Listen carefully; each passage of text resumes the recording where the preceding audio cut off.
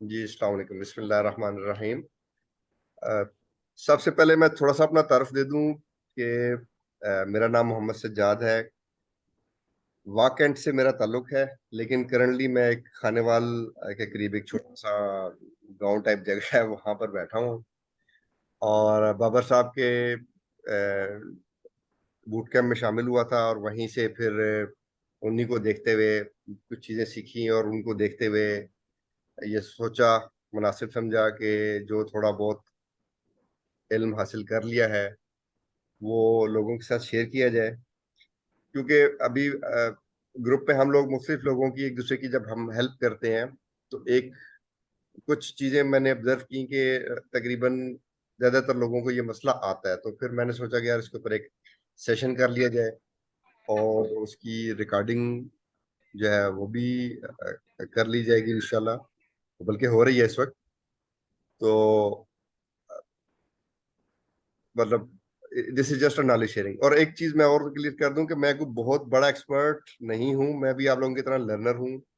थोड़ा सा टाइम शायद मुझे आपसे ज्यादा हो गया, तो मैं कुछ चीजें आपसे थोड़ी सी बेहतर कर लेता हूं। और बस वही जो चीजें मेरी थोड़ी सी बेहतर हैं वो मैं चाह रहा हूं कि आप लोगों को भी गाइड कर दूं। इसमें सर फॉर्मेट ये है कि मैं आपको थोड़ी सी थ्योरी समझाऊंगा, और जिनको पता है उनके लिए रिफ्रेशर हो जाएगा, जिनको नहीं पता उनको उम्मीद है कि उससे कुछ ना कुछ फायदा होगा। उसके बाद हम इंशाल्लाह इसकी एक नेट जो है वर्चुअल मशीन, एक हम लिनक्स की मशीन जो है ना वो इंस्टॉल करके उसको उसकी नेटवर्क वगैरह को देखेंगे। चलो जी, इसके लिए मैं स्क्रीन शेयर कर रहा हूँ अपनी।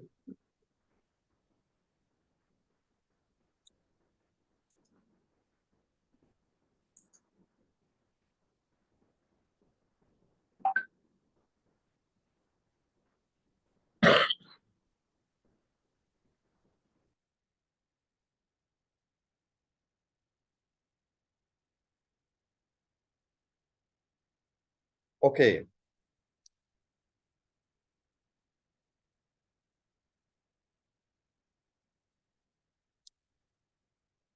जब भी हम लोग अभी कोई वीएम वगैरह बनाते हैं, या इसमें हम डॉकर पे काम करते हैं, क्यूबरनेटिस पे काम करते हैं, तो जिस चीज से हमारा पाला पड़ता है मशीन के स्टार्ट होने से लेकर किसी भी एडवांस टेक्नोलॉजी में जाने में, वो है नेटवर्क। और नेटवर्क का इस वक्त जो सबसे इंटरनेशनली जो चीज जो स्टैंडर्ड यूज हो रहा है, वैसे तो काफी सारे हैं, बट जो इंटरनेशनली यूज हो रहा है, रिकॉग्नाइज हो रहा है वो। की आवाज कट रही है। रुक रुक के आ रही।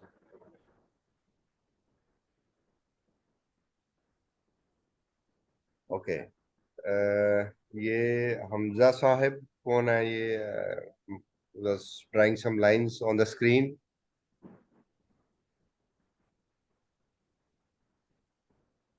अभी मेरी आवाज कुछ बेहतर हुई? हाँ, अब सही है। ओके।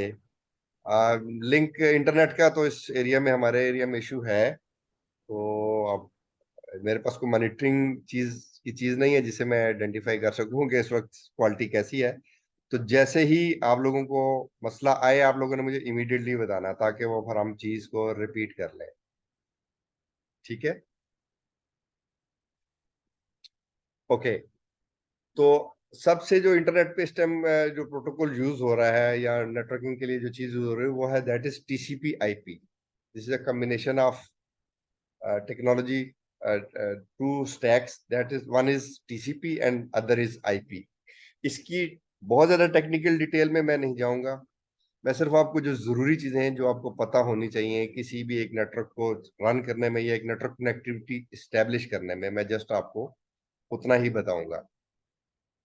अच्छा, सबसे पहली चीज जो है वो टीसीपी आईपी के अंदर, सेटिंग के अंदर जो आप करते हैं, वो होता है आईपी एड्रेस।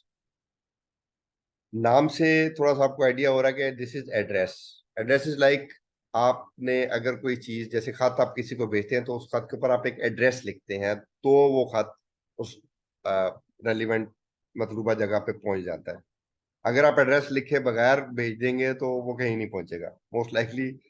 आप जिस डाकखाने में भेजेंगे वो वहीं डिस्कार्ड कर देंगे, वो आगे से आगे भेजेंगे ही नहीं। तो address is a number on a network जिस जो ये आइडेंटिफाई करता है कि एक स्पेसिफिक आपने जिस भी मशीन या जिस भी होस्ट या जिस भी डिवाइस के साथ लिंक होना है वो उसकी आइडेंटिफिकेशन क्या है। जैसे अभी मेरा लैपटॉप है, मेरे घर में एक वाईफाई राउटर लगा हुआ है, एक और डिवाइस लगी हुई है, नेटवर्क अटैच स्टोरेज लगी हुई है। तो इनमें से हर एक को एक एक आईपी एड्रेस मिला है जो कि यूनिक होता है। तो ये आईपी एड्रेस होगा तो मेरा किसी भी सिस्टम से भेजा हुआ डेटा वो किसी टारगेट तक पहुंचेगा। अगर कोई आईपी एड्रेस किसी चीज का नहीं होगा, इस नेटवर्क पे वो आईपी एड्रेस नहीं होगा, तो वो भेजा हुआ डेटा कहीं पे भी नहीं जाएगा, वो जाया हो जाएगा। तो आईपी एड्रेस जो है इसकी यहाँ थोड़ा सा बता दूं कि अभी एक नया स्टैंडर्ड आईपी एड्रेसेस, चूंकि इंटरनेट बहुत तेजी से ग्रो हुआ, बहुत सारी डिवाइसेस बहुत सारी सर्विसेज मार्केट में आ गई, तो जो इंटरनेट आईपी का जो इनिशियल फॉर्मेट था वो अभी पड़ गया है कम। तो अब एक नई चीज ऐड हुई है जिसका नाम है IPv6, जिसका टर्म शायद आपने कभी अक्सर सुनी हो। उसकी डिटेल में नहीं जाएंगे, अभी हम सिर्फ IPv4 पे रहेंगे, जो पुराना फॉर्मेट है, जो एग्जिस्टिंग फॉर्मेट है।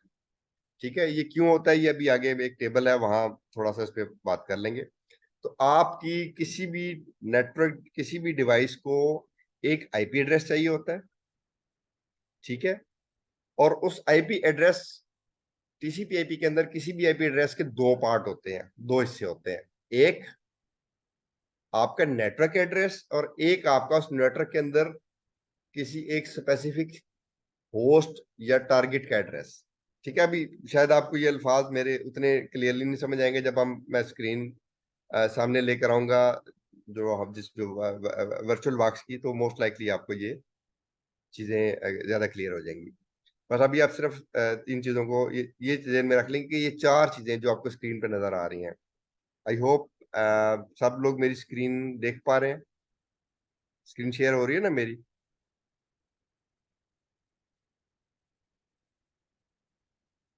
Can anybody tell me? Yes, screen नजर आ रही। Okay, thank you. तो एक चीज होती है आईपी एड्रेस, और आईपी एड्रेस के जो आईपी एड्रेस एक चार खानों वाला एक नंबर होता है, इसीलिए इसको IPv4 कहते हैं। तो उसमें से कुछ एरिया रिजर्व होता है नेटवर्क एड्रेस के लिए, और कुछ एरिया रिजर्व होता है उस नेटवर्क के अंदर मौजूद डिवाइसेस में किसी स्पेसिफिक एक इंडिविजुअल डिवाइस को आइडेंटिफाई करने के लिए। तो आईपी एड्रेस के दो हिस्से हो गए, एक नेटवर्क एड्रेस और एक होस्ट एड्रेस। एड्रेस नहीं कहना चाहिए मुझे, आईडी का लफ्ज। नेटवर्क आइडेंटिफिकेशन और होस्ट आइडेंटिफिकेशन, तो इन दोनों के कम्बिनेशन का नाम आईपी एड्रेस है। लेकिन अकेला आईपी एड्रेस अगर आप सिंपल नंबर किसी को देंगे तो वो उसके लिए यूजफुल नहीं होगा। उसको नहीं पता लगेगा कि इस सिंगल नंबर के अंदर कितना कौन सा नंबर जो है वो नेटवर्क को आइडेंटिफाई कर रहा है और कौन सा नंबर है जो होस्ट को आइडेंटिफाई कर रहा है। तो हमें एक सेकंड चीज की जरूरत होती है जिसको हम कहते हैं सबनेट मास्क। सॉरी,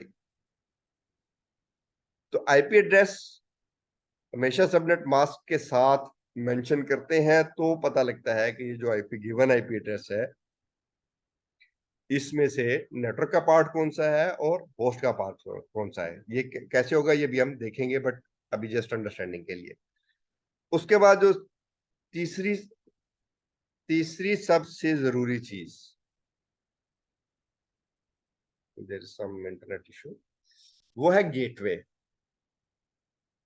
गेटवे जो है वो जब आप कोई ऐसी चीज को एक्सेस, किसी ऐसे नेटवर्क आईपी एड्रेस को एक्सेस करने की कोशिश करें जो आपके लोकल नेटवर्क पे, यानी जिस लैन से आप कनेक्ट हैं उस पे नहीं है, इंटरनेट पे दुनिया में किसी और कोने में पड़ा है, तो आपको एक गेटवे एड्रेस की जरूरत पड़ती है। गेटवे एड्रेस क्या होता है? गेटवे जो है वो आपका राउटर होता है जिसको ये पता होता है कि अगर कोई चीज लैन पे नहीं है, अगर कोई चीज कोई एड्रेस लैन पर मौजूद नहीं है, तो उसने आपकी उस आईपी एड्रेस की रिक्वेस्ट, जिसको आप कनेक्ट होना चाह रहे हैं जो आपके लैन पे नहीं है, गेटवे या आपका राउटर सिंपली उस रिक्वेस्ट को अपने से अगले गेटवे पे भेज देता है।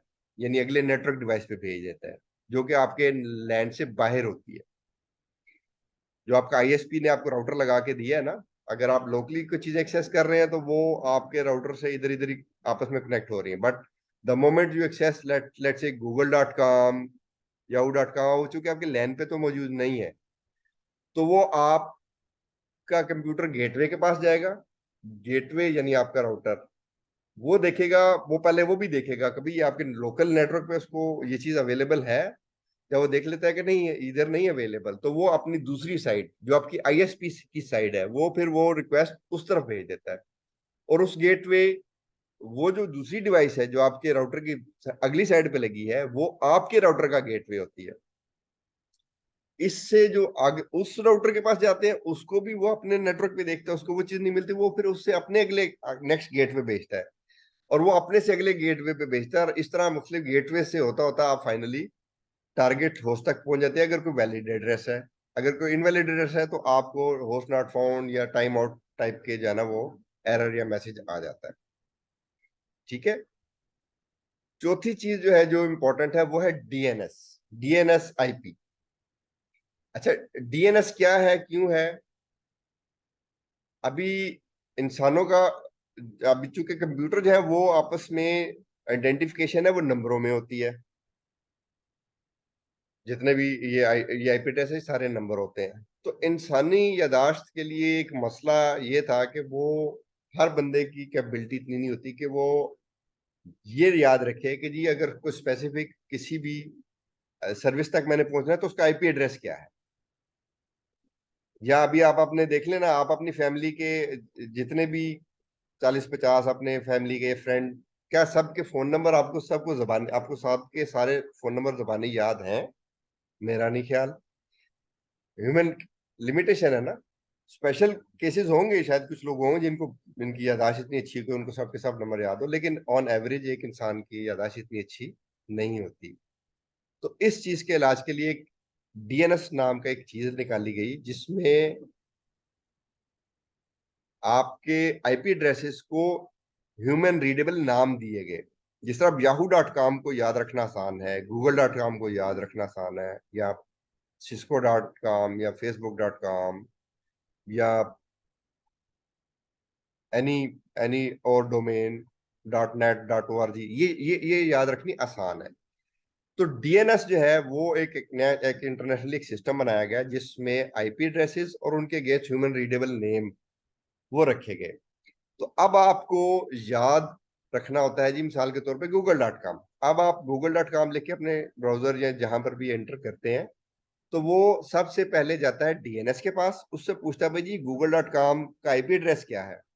तो डीएनएस उसको बताता है कि भाईजान इसका आईपी एड्रेस है 1.2.3.4 पे, जस्ट एक एग्जांपल कोट कर रहा हूँ। तो वो आईपी एड्रेस डीएनएस से लेने के बाद अपने नेटवर्क पे देखता है, वो अपने नेटवर्क पे उसको नहीं मिलती तो फिर वो रिक्वेस्ट गेटवे को भेज देता है, और गेटवे फिर उसे आगे आगे अपने गेटवे को भेजता है, और वो आगे अपने गेटवे को भेजते हैं, एंड सो ऑन, एंड इस तरह वो आप टारगेट लोकेशन तक पहुंच जाते हैं। तो ये चार चीजें आपके, जब तक ये चार कॉन्फ़िगरेशन आपके सिस्टम में प्रॉपरली कॉन्फ़िगर ना हो, या तो कॉन्फ़िगर ही ना हो या प्रॉपरली कॉन्फ़िगर ना हो, आप एक सक्सेसफुल कनेक्शन नहीं बना सकते। तो ये चार इंपॉर्टेंट कंपोनेंट और भी होते हैं, बट ये चार कंपोनेंट आपको आपको पता होने चाहिए, ठीक होने चाहिए। ठीक है जी। अब हम थोड़ा सा सबनेट मास्क, आईपी एड्रेस और सबनेट मास्क को थोड़ा सा उस पर थोड़ी सी उसके डिटेल में आ जाते हैं। अच्छा, इसमें सबनेट मास्क जो है, उस मैंने आपको बताया था कि आपका आईपी एड्रेस जो है ना, उसके दो पार्ट होते हैं, एक नेटवर्क आईडी होता है और दूसरा होस्ट आईडी होता है। तो 4 डिजिट का नंबर होता है आपका, जिस तरह अभी आप ये देख सकते हैं फुल फॉर्म में। इसमें ये होता है कि आपका आईपी एड्रेस जो है उसका, मैं यहाँ पर एक टेक्स्ट क्रिएट कर लेता हूँ टू कोट सम एग्जांपल।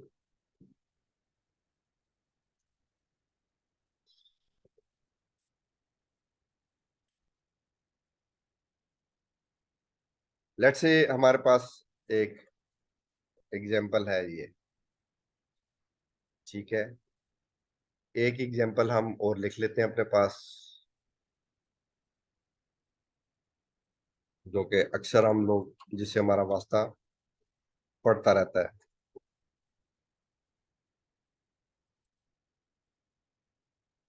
अच्छा, ये अब एक आईपी एड्रेस है, एक ये आईपी एड्रेस है, ये गूगल का डीएनएस है बाय द वे। और ये वाला यूजुअली आपके लैन पे किसी न किसी डिवाइस को मिला हुआ होता है। ठीक है। अब ये आईपी एड्रेस हमें ये नहीं बता रहा कि इस आईपी एड्रेस के अंदर नेटवर्क आईडी आईडी जो है वो क्या है, और उस नेटवर्क के अंदर होस्ट आईडी वो क्या है। अब ये आईपी एड्रेस तो वैलिड है और ये किसी स्पेसिफिक डिवाइस का होगा, लेकिन इसके अंदर नेटवर्क आईडी कहाँ है और होस्ट आईडी कहाँ है, ये दो चीजें आइडेंटिफाई करने के लिए हमें जो साथ सबनेट मास्क लाना पड़ता है, उसकी तीन क्लासिफिकेशन जनरल बनाने वालों ने ना तीन क्लासें बना दी थी। एक क्लास ए, क्लास ए में ये होता है कि आपका नेटवर्क बड़ा होता है, यानी उसमें नंबर ऑफ होस्ट बहुत ज्यादा हो सकते हैं जो आपस में कम्युनिकेट कर सकें, लेकिन आप उनकी नेटवर्क सेग्रीगेशन जो है वो सिर्फ 126 नेटवर्क बना सकते हैं, जिनमें से हर नेटवर्क के अंदर दिस मच फिगर, ये 1,67,000 समथिंग पर नेटवर्क ये होस्ट हो सकते हैं। तो ये प्रैक्टिकली ये नेटवर्क हार्डली कहीं यूज होता है। ज्यादातर जो आपको नेटवर्क जिनसे वास्ता पड़ेगा वो क्लास सी या फिर क्लास बी के एड्रेस है। क्लास बी में आपको, sorry, this is 255 and this is 255 and okay. So class ए में आपके पास नंबर ऑफ नेटवर्क्स कम होते हैं, लेकिन इंडिविजुअल नेटवर्क के अंदर नंबर ऑफ होस्ट बहुत ज्यादा हो सकते हैं। क्लास बी में आपके नेटवर्क की तादाद बढ़ जाती है और नंबर ऑफ होस्ट पर नेटवर्क वो कम हो जाते हैं। और क्लास सी में आपके नंबर ऑफ नेटवर्क बहुत ज्यादा बन सकते हैं, लेकिन इंडिविजुअल हर नेटवर्क के अंदर individual sorry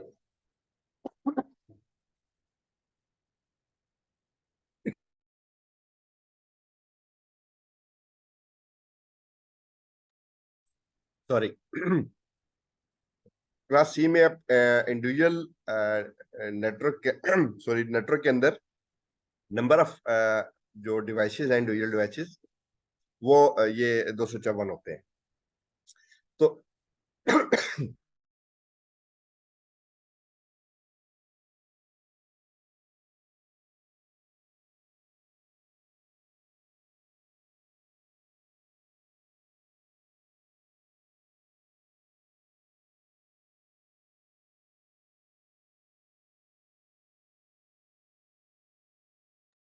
I am sorry यार, वो गला थोड़ा खराब हो गया था। ओके, अभी ये इसमें बहुत डिटेल में जाने की जरूरत नहीं है, जस्ट आप इसको सॉर्ट ऑफ मेमोराइज कर लें। क्लास ए होती है जिसमें नेटवर्क कम होते हैं, लेकिन हर नेटवर्क में नंबर ऑफ डिवाइसेस बहुत ज्यादा हो सकती है। क्लास बी में नेटवर्क जो है वो इतने हो सकते हैं और उनमें से हर इंडिविजुअल नेटवर्क के अंदर इतने डिवाइसेस हो सकते हैं। और क्लास सी जो आपके घरों में यूजुअली होती है, उसमें आप नंबर ऑफ नेटवर्क इतने बना सकते हैं और हर नेटवर्क के अंदर नंबर ऑफ डिवाइसेस इतनी हो सकती हैं। ठीक है। अच्छा, उसके बाद ऐसे ये चीजें मैं आपको अभी जब जिस वर्चुअल वो बनाऊंगा, स्क्रीन सामने लेकर आऊंगा, तो इंशाल्लाह ये आपके सामने क्लियर हो जाएंगी। अच्छा, ये मेरा ख्याल है आप प्रेजेंटेशन मोड से हम निकलते हैं और डायरेक्ट प्रैक्टिकल की तरफ चलते हैं। तो let me share the new screen.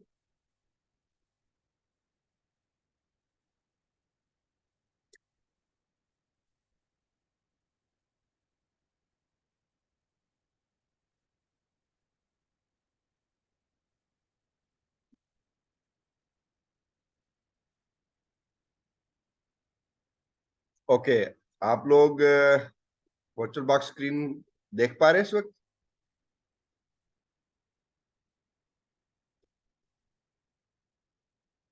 Can anybody tell me, screen नजर आ रही है वर्चुअल बॉक्स वाली मेरी? जी सर, नजर आ रही है। Okay, great, thank you.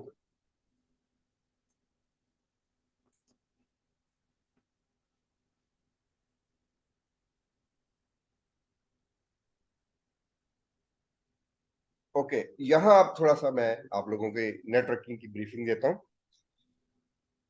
Virtual box में जब भी आप कोई वीएम बनाते हैं और उसकी नेटवर्क की कॉन्फ़िगरेशन नहीं करते, तो बाय डिफॉल्ट जो आपका वर्चुअल बॉक्स है ना, वो नेट टाइप का नेटवर्क डिफाइन कर देता है।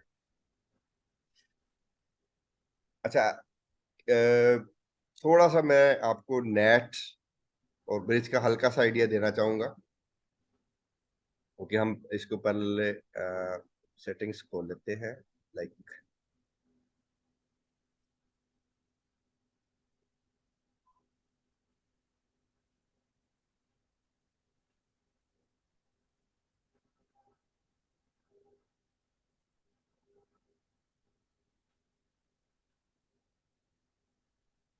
अच्छा, इसमें हम एक नई वीएम जो है ना, वो ऐड करने की कोशिश करते हैं सर।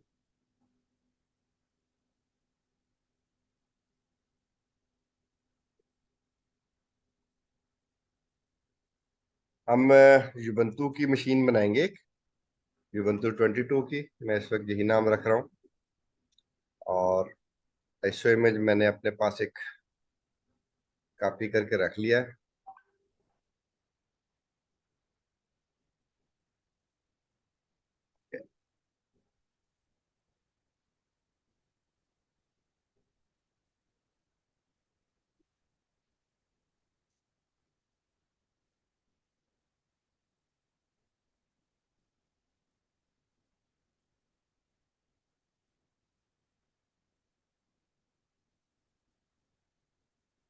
ओके, ये एक नई मशीन क्रिएट होगी युबंतु 22 के नाम से।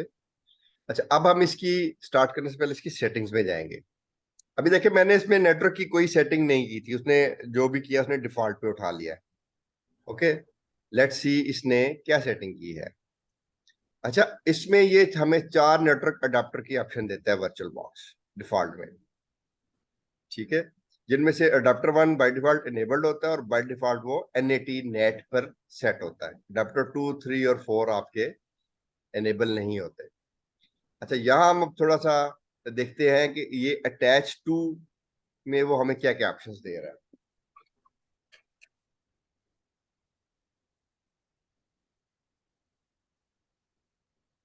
ओके, यहाँ सबसे हमें ऑप्शन नजर आ रही है नेट, उसके बाद हमें नजर आ रही है ब्रिज एडाप्टर। बाकी और ऑप्शंस भी हैं, लेकिन जो चीजें हम यूज करते हैं नॉर्मली, या हम नेट यूज करते हैं जो कि ये इसका डिफॉल्ट मोड है, या फिर हम ब्रिज अडाप्टर यूज करते हैं, या हम होस्ट ओनली अडाप्टर यूज करते हैं, या हम नेटवर्क इस्तेमाल करते हैं। इनके अलावा मैं थोड़ी थोड़ी आपको ब्रीफिंग देता हूँ। नेट जो होता है ये एग्जैक्टली ऐसे ही है जैसे आपकी वीएम और आपका लैपटॉप। आपकी वीएम आपके लैपटॉप से ऐसे कनेक्ट होगी जैसे आपका लैपटॉप आपके राउटर से कनेक्ट हुआ हुआ है, कि आपके इंटरनेट आपके राउटर की दूसरी तरफ है। ठीक है, आपकी मशीन से रिक्वेस्ट बाहर जा रही है, लेकिन बाहर से कोई कनेक्ट होने के लिए आपके सिस्टम पे आना चाहेगा तो आपका राउटर उसको रोक लेगा, वो कनेक्ट नहीं होने देगा। एग्जैक्टली यही काम यहाँ नेट भी करता है। इसमें आपकी जो मशीन है वो तो इंटरनेट यूज कर लेगी, वो तो आपके लैन आपके इस लैपटॉप को एक्सेस कर लेगी, बट अगर आप लैपटॉप से वीएम के अंदर जाना चाहेंगे तो नेट आपको अलाउ नहीं करता। ठीक है, और यही हमारे बहुत सारे भाई जहाँ वो आके फंसते हैं। ठीक है, तो डिफॉल्ट ये नेट है। तो अगर आपने मशीन बना ली, चला ली, अब आप कनेक्ट होना चाहेंगे लैपटॉप से, SSH करना चाहते हैं अपने लिनक्स मशीन को, तो वो नहीं करने देगा, क्योंकि net is just like router, जिसने आपको अलाउ ही नहीं करना कि आप बाहर से मशीन के अंदर जा सके। ठीक है वॉइस ब्रेक हो रही है आपकी। जी, ओके। इसमें मैं रिपीट कर देता हूं, नेट जो है वो is just like router in your house. Net आपकी वीएम और आपके लैपटॉप के दरमियान एक आइसोलेशन का काम करता है, वन वे आइसोलेशन। वो आपकी वीएम को अलाउ करेगा कि वो आपसे लैपटॉप या आपके इंटरनेट कनेक्शन पे जा कनेक्ट हो जाए या वहां से रिसोर्सेज एक्सेस कर ले, लेकिन आपको अलाउ नहीं करेगा कि आपका लैपटॉप या इंटरनेट से कोई आपकी वीएम के अंदर जा सके। So this net is just like a router, one way traffic. Okay,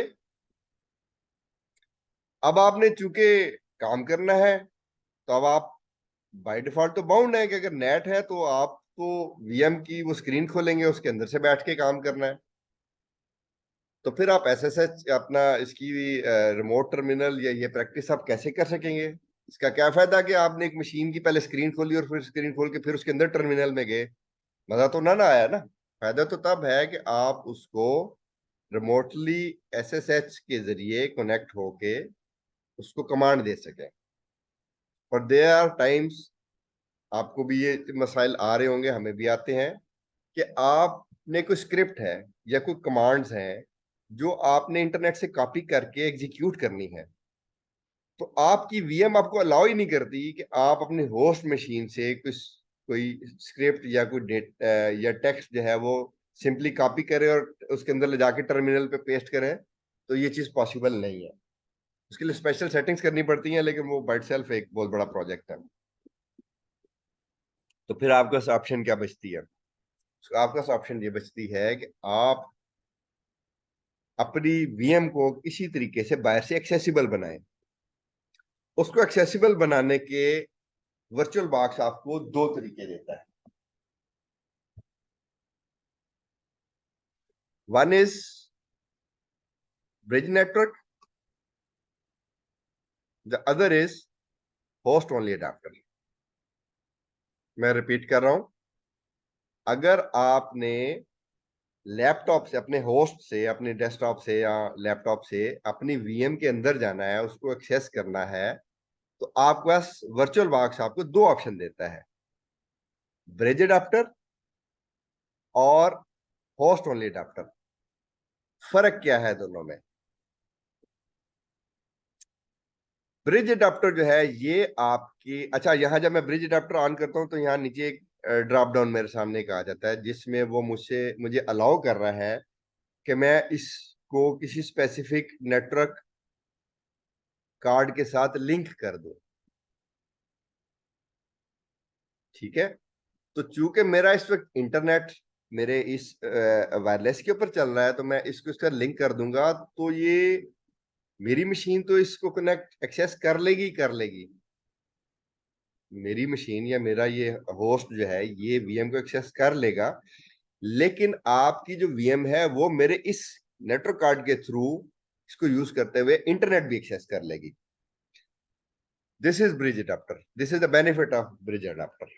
okay, आपकी मशीन जिस भी लैन से लिंक है ना, उस लैन कार्ड या उस नेटवर्क इंटरफेस कार्ड से जब आप कनेक्ट कर देंगे, तो आपकी वीएम आपकी इस मशीन के इस इंटरफेस को यूज करते हुए वो भी उस नेटवर्क को एक्सेस कर लेगी। अब चूंकि मैंने इंटरनेट एक्सेस कराना है और इंटरनेट मेरा चल रहा है इस इंटरफेस पे, तो मैं कनेक्ट कर दूंगा, तो अब मेरी वीएम इस इंटरफेस को इस्तेमाल करते हुए इंटरनेट को भी एक्सेस कर पाएगी। और अगर मैं सिर्फ होस्ट ओनली पे क्लिक कर दूं, तो ये सिर्फ और सिर्फ वीएम और मेरा लैपटॉप या ये जो मेरा होस्ट मशीन है, सिर्फ इनका आपस में ये कनेक्शन एस्टेब्लिश होगा। वीएम इंटरनेट नहीं एक्सेस कर पाएगी। मेरी मशीन इंटरनेट पे जा रही है, वो तो कनेक्ट है, वो तो चलेगी। मेरी मशीन वीएम को एक्सेस कर लेगी, वीएम मेरे लैपटॉप को एक्सेस कर लेगी, लेकिन वीएम इसके अलावा और किसी चीज को एक्सेस नहीं कर सकेगी। तो अगर आपने कोई ऐसी वीएम बनाई है जिसमें आपने कोई ऐसा एनवायरमेंट सेटअप किया हुआ है जिसमें आपकी वीएम ने सिर्फ, आपने वीएम तक जाना है और वीएम ने सिर्फ आपके लैपटॉप से रिसोर्स को एक्सेस करना है, तो होस्ट ओनली अडेप्टर आपका काम कर देगा। ओके, मेरा ख्याल है नेटवर्क की छोटी मोटी ब्रीफिंग हो गई है। अब थोड़ा सा प्रैक्टिकल में आते हैं। हम इसका डिफॉल्ट नेटवर्क जो नेट है हम उसी को लेके चलते हैं और देखते हैं क्या होता है।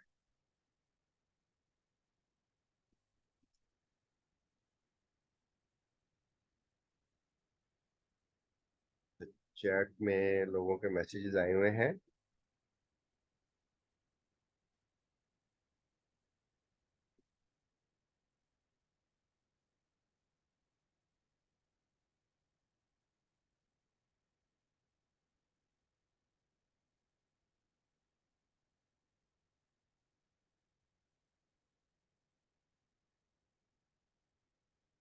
ग्रेट।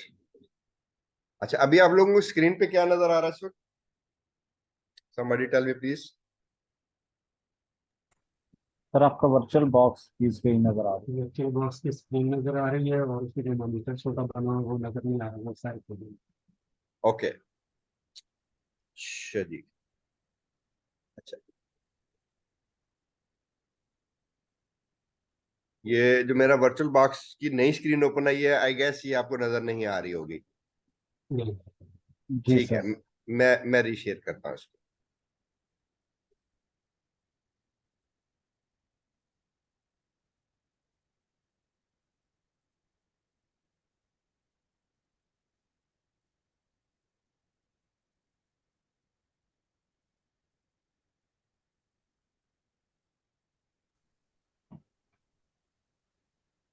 अभी थोड़ा सा हमें वेट करना पड़ेगा। लैपटॉप हम भाइयों के, आपको पता है पाकिस्तान में जरा बस स्पेक्स वगैरह पूरी पूरी होती हैं, इसलिए थोड़ा टाइम ले रहा है।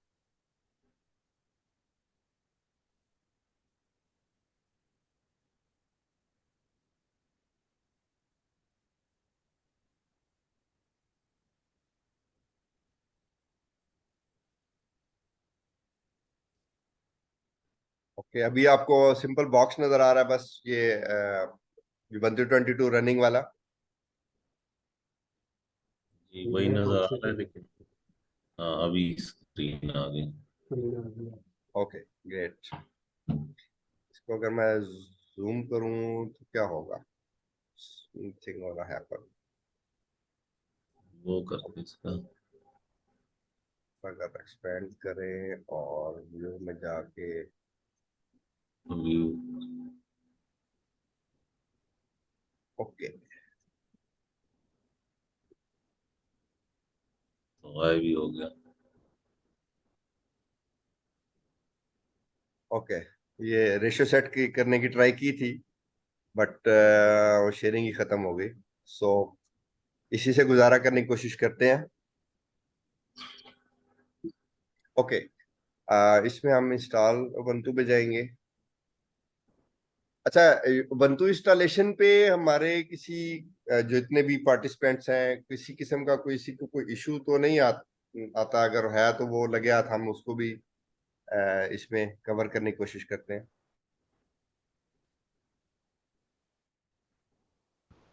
चैट में आप लोग। सर इसमें मैं एक चीज़ पूछना चाह रहा था इस सिलसिले में जी कि जी वो ये कि हम तो आई थिंक एक जिसमें हम इंस्टॉल करते हैं जो ग्रुप डायरेक्टरी होती है, और एक स्वैप के नाम से एक वो बनाते हैं जो अमूमन रैम के डबल साइज़ की होती है। उसके जी अलावा जी। बहुत सारी ड्राइव्स ऑटोमेटिक आई थिंक बन जाती है, तो सर वो क्यों बनती हैं? वो थोड़ा आ, बता दें प्लीज़। बहुत सारी ड्राइव्स नहीं बनती, बहुत सारे फोल्डर्स बनते हैं एक्चुअली। हाँ जी, शायद फ़ोल्डर ऐसा जी कह जी रहे हैं आप तो। जी क्योंकि जो हम खुद करते हैं वो तो शायद 2 या 3 मैक्सिमम करते हैं, लेकिन वो खुद ब खुद बना लेते हैं सिस्टम जी जी बाकी ड्राइव्स। जी जी। इसमें जो आपका डिफॉल्ट फोल्डर स्ट्रक्चर है ना, जो आपका एक रूट जो है स्लैश फोल्डर स्ट्रक्चर, एक उसका टॉप हायरार्की जो है वो मतलब रूट कहलाती है। रूट के अंदर फिर एक स्लैश बूट का फोल्डर वो मस्ट होता है, एक स्लैश टीएमपी टेम्परेरी फाइल्स के लिए एक फोल्डर बनता है, और एक आपका स्वैप ड्राइव स्वैप बनती है, स्वैप ड्राइव ऐसे बनती है। ठीक है। जी। और एक आपका, चूंकि ये आप इसमें हम लोग इसको ऑटो पे छोड़ देते हैं, तो एलवीएम एलवीएम का एक वॉल्यूम बनता है, और वो वॉल्यूम भी आपका उसके अंदर माउंट हो जाता है आपके स्लैश के अंदर। बेसिकली वो जो आपको, आप जिनको ड्राइव्स कह रहे हैं ना, वो आपके वो वॉल्यूम होता है, एलवीएम का वॉल्यूम होता है। अगर आप एलवीएम सेलेक्ट नहीं करेंगे तो वो आपको वो एडिशनल वॉल्यूम नजर नहीं आएगा। वो आज स्लैश आपकी सारी ड्राइव जो है वो स्लैश फोल्डर को असाइन हो जाती है। तो वो वॉल्यूम बेसिकली आपकी स्लैश में ही जाके एम्बेड हो जाता है। बहरहाल इसको भी देखते हैं। टू बी ऑनेस्ट, मैं फोल्डर स्ट्रक्चर पे मेरी ग्रिप को बहुत ज्यादा अच्छी नहीं है। मेरा ये एरिया थोड़ा नेटवर्किंग का बेहतर है, इसलिए मैंने ज्यादा इसी एरिया को फोकस करने की कोशिश की है। But we are always open for discussion. सारे लर्नर हैं, सारे ट्रेनर हैं। कुछ चीजें आपके पास होंगी जो मेरे पास डेफिनेटली नहीं होंगी, कुछ चीजें जो मेरे पास है, जो मेरा ख्याल है मुझे शेयर करनी चाहिए, वो मैं कर रहा हूँ।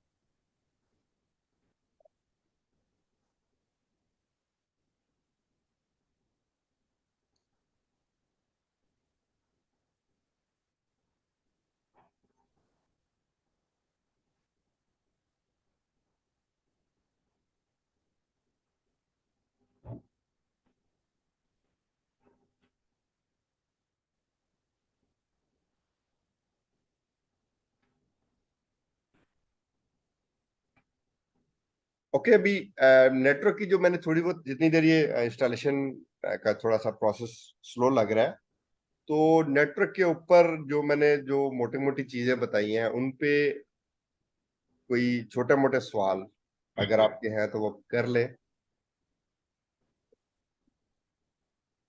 हम जितनी देर में इंस्टॉलेशन चल रही है तो कोई हल्की फुल्की डिस्कशन कर सकते हैं इसके ऊपर, if anybody want to ask something.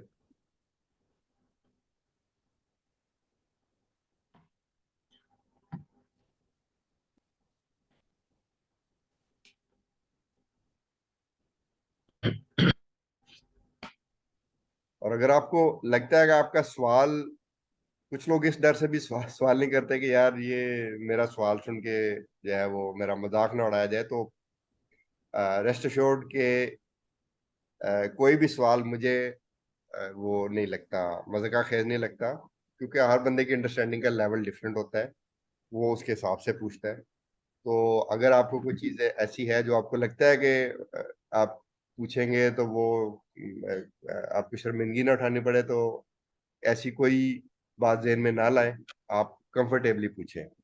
But इसी टॉपिक से रिलेटेड ही पूछेगा। ओके। अच्छा, ये Ubuntu 22 जो है, जी जी। ये अभी आप इंस्टॉल कर रहे हैं। बाबर साहब ने हमें Ubuntu 20 का कहा था, क्योंकि कोई इशू कर रहे थे वो अभी नहीं आ रहा, वही रिजॉल्व है। अच्छा, इसमें ये मेरी पर्सनल प्रेफरेंस है, इसमें आप 20 पे कर सकते हैं। मेरी थोड़ा सा अपना। मेरे पास 20 इंस्टॉल है ना, जी जी। वर्चुअल बॉक्स में। ओके, ठीक है, 20 is okay, there is no problem with 20। बल्कि 20 इस लिहाज से बेहतर है कि उसमें कुछ चीजों में आपको थोड़े से एडवांस टॉपिक्स पे जाके आपको चैलेंजेस कम फेस करने पड़ते हैं। और बाबर साहब ने भी गालिबन इसीलिए उसको सिलेक्ट किया था कि जो हमारे न्यू कमर्स हैं उनको कम से कम मसाइल शुरू में आए, ताकि वो जब लर्निंग का लेवल एक सर्टेन लेवल से ऊपर चले जाएं तो फिर वो 22 या इवन 23 या जो भी लेटेस्ट वर्जन है उस पर जाएं तो उनको ज्यादा परेशानी ना हो। तो लेकिन अब आप 22 मैंने इसलिए सिलेक्ट किया था, मैं ये आप अपने पर्सनली यूज करता हूँ कि इसमें कुछ ऐसे चैलेंजेस आते हैं जो आपको रियल वर्ल्ड में भी आएंगे। ठीक है, तो मैं चूंकि बिल्कुल न्यू भी नहीं हूं, मैं थोड़ा सा लिनक्स के साथ मेरा कुछ थोड़ी सी वाकफियत पुरानी है, तो मैंने अपने लिए खुद एक चैलेंजिंग इन्वायरमेंट सेलेक्ट किया था। तो आप लोग बिल्कुल आज़ाद है, आप युबंतु 20 पे जाना चाहें, बल्कि बेहतर होगा जो बिल्कुल न्यू है वो 20 पे ही जाएं तो ज्यादा बेहतर। लेकिन कोशिश ये करें कि जो भी वर्जन रखें वो LTS जरूर हो।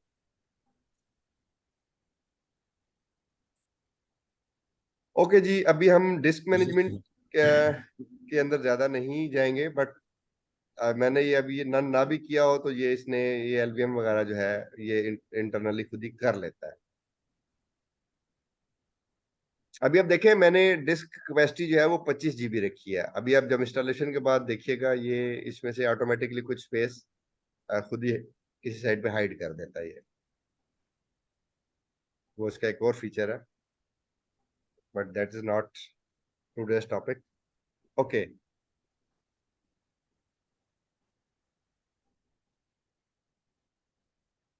ये एक समरी दे दी है। चूंकि अभी हमारी इस डिस्क के ऊपर कोई फर्दर कोई ये ब्लैंक डिस्क है, कोई न्यू डिस्क बन रही है, कोई चीज भी मौजूद नहीं है, तो हम सिंपली इसको कंटिन्यू कर देंगे में कोई चेंजेस किए बगैर।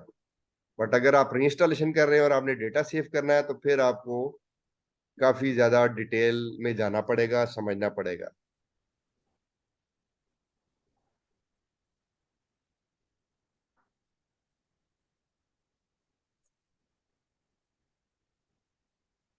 ओके जी, टाइम जोन हमारा कराची है, इट्स ओके। ओके जी, ये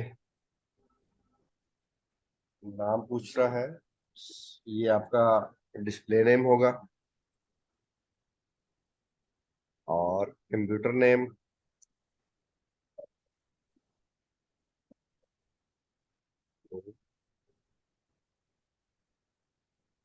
यूजर नेम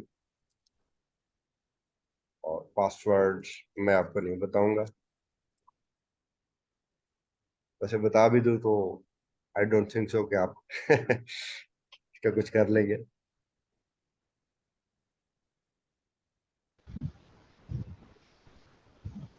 ओके, अब यहाँ चूंकि थोड़ा वक्त लगेगा, तो अब हम थोड़ी सी डिस्कशन कर सकते हैं मजीद। तो कोई और सवाल अगर किसी साहब का हो, किसी एनीबडी।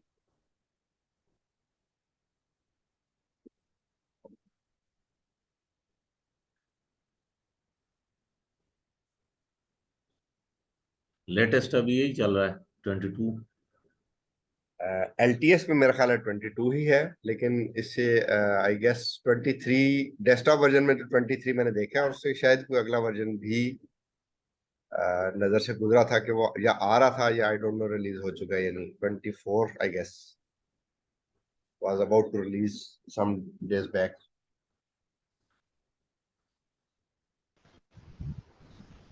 सर मेरा एक क्वेश्चन है छोटा सा। जी जी।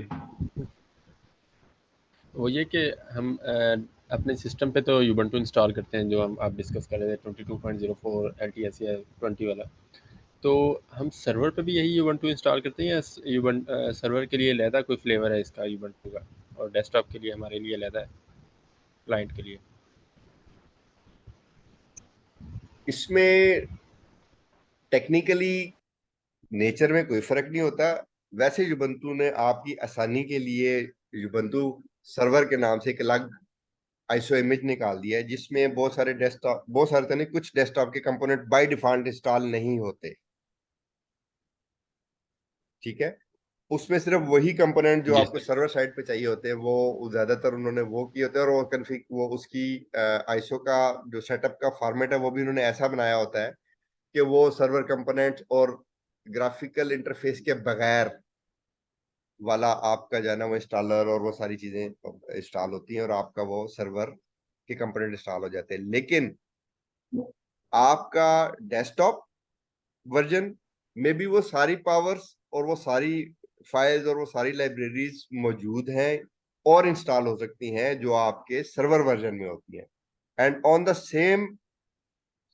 सेम वे आपका Ubuntu सर्वर पे वो सब कुछ भी इंस्टॉल हो सकता है, वो सारा ग्राफिकल इंटरफेस और एनवायरनमेंट जो आपके Ubuntu डेस्कटॉप पे है, क्योंकि अंडरलाइंग लिनक्स जो है वो सेम है।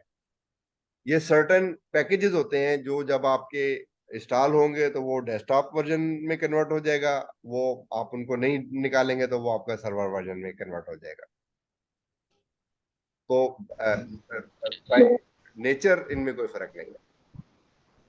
जी sir, thank you sir, thank you.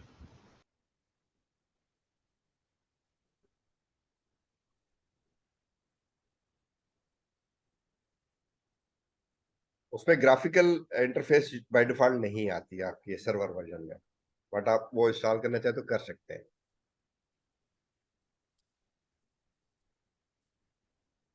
और पर्सनली मैं अपने जब उसके लिए करता हूँ सेटअप, इंस्टॉलेशन करता हूँ, तो मैं सर्वर ही सेटअप करता हूँ। ये जो आपको बाकी मशीन्स, शायद आप अभी तो खैर आपके सामने ये स्क्रीन एक और आ रही होगी, बट जो मेरी मेन स्क्रीन थी जब मैंने शेयर की थी, तो उसमें आपने जो 3 मशीन्स देखी थी, वो सर्वर वर्जन ही थे। I personally prefer to work with command line, क्योंकि आप प्रैक्टिकली जब सर्वर मैनेजमेंट कर रहे होंगे तो वो मोस्ट ऑफ द टाइम आप टाइपिंग ही कर रहे होंगे, आप कमांड्स ही चला रहे होंगे।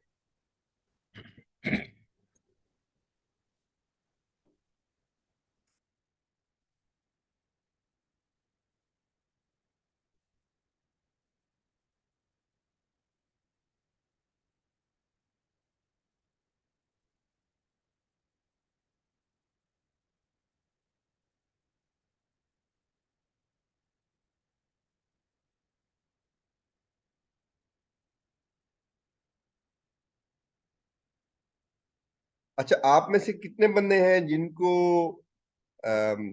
आईपी एड्रेस का आइडिया नहीं है कि ये क्या होता है या क्यों होता है? एनीबडी जिसको थोड़ा बहुत कंफ्यूजन हो गया, यार ये आईपी एड्रेस होता क्यों है, ये क्या होता है?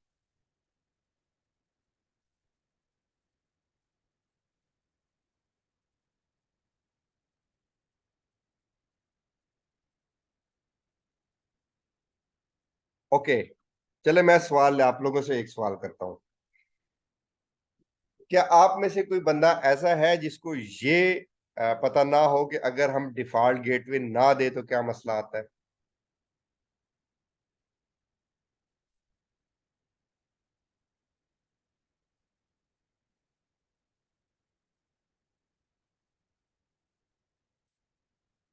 मेरा सवाल आप लोगों तक पहुंच गया? आवाज मेरी कटी तो नहीं? जी जी सर, आपकी आवाज़ आ रही है। जी। तो कौन कौन बंदे हैं जिनको आइडिया नहीं है? ये चले मैं सवाल चेंज कर लेता हूँ। अगर डिफॉल्ट गेटवे ना दिया जाए तो क्या मसला आता है या क्या मसला आ सकता है? आईपी सेटिंग आप करते हैं, उसमें डिफॉल्ट गेटवे या गेटवे ना दें तो क्या इशू आता है? यानी सर अब उसमें installation main one by one please. Hello, जी जी। इसमें मेन इश्यूज ये हो सकता है कि वो अदर नेटवर्क्स पे नहीं जा सकता, मतलब कि किसी और नेटवर्क पे कम्युनिकेट नहीं कर सकेगा। Okay, good enough good enough. और अगर डीएनएस का आईपी ना दिया हो तो क्या इशू आता है? डीएनएस सेटिंग ना की हो तो फिर क्या होता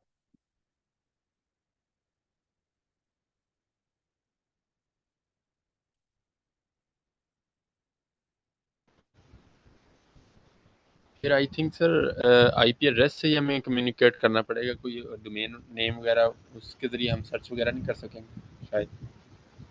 जी जी। आपकी जो मोस्ट कॉमन लेमैन की वर्डिंग में कहे तो आपकी ब्राउजिंग बंद हो जाती है अगर आपका डीएनएस ना दिया हो या गलत हो, क्योंकि आप जो ब्राउजिंग करते हैं उसमें जो आप अपने होस्ट वो देते हैं, वेबसाइट्स के नाम देते हैं या जो भी डोमेन नेम्स देते हैं, वो उनको डीएनएस ट्रांसलेट कर रहा होता है आईपी में। बट यस, अगर आपको आईपी एड्रेसेस पता है किसी स्पेसिफिक उसके सर्विस के, तो आप स्टिल एक्सेस कर सकते हैं।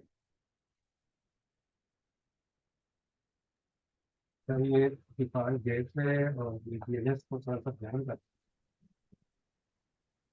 सर आवाज क्लियर नहीं थी, सवाल रिपीट करेंगे please?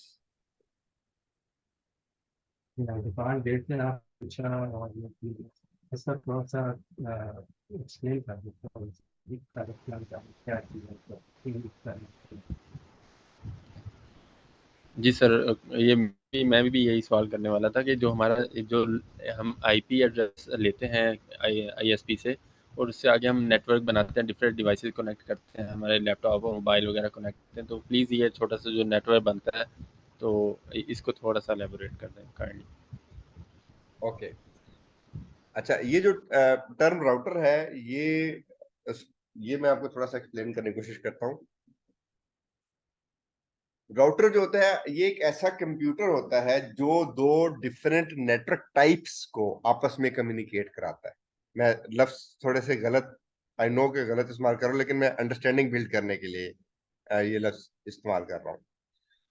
Router is a device that make communication possible between two different networks. ठीक है, तो आपका जो राउटर लगा हुआ है, आपका जो DSL मॉडेम लगा हुआ है, या आपने अगर ईवो डिवाइस यूज कर रहे हैं, तो वो उसको राउटर कहते हैं। वो क्या करता है, आपका ISP जो है उस राउटर को एक स्पेसिफिक IP देता है जो कि इंटरनेट से एक्सेसिबल होता है, और वो इंटरनेट को एक्सेस कर सकता है। On the other side, on your side, वही राउटर एक लैन स्टैब्लिश करता है जिसमें डिवाइसेस आपस में कम्युनिकेट करने की पोजीशन में आ जाती है। ठीक है, तो आपके दो नेटवर्क बन गए, एक आपका लैन बन गया जिसमें 192.168.100 या .0 या .10 या .22 या .8 टाइप का जो भी नेटवर्क है, वो आपकी लैन साइड हो जाती है, और आपका एक ISP आपकी डिवाइस को एक IP देता है जो कि इंटरनेट पे विजिबल होता है।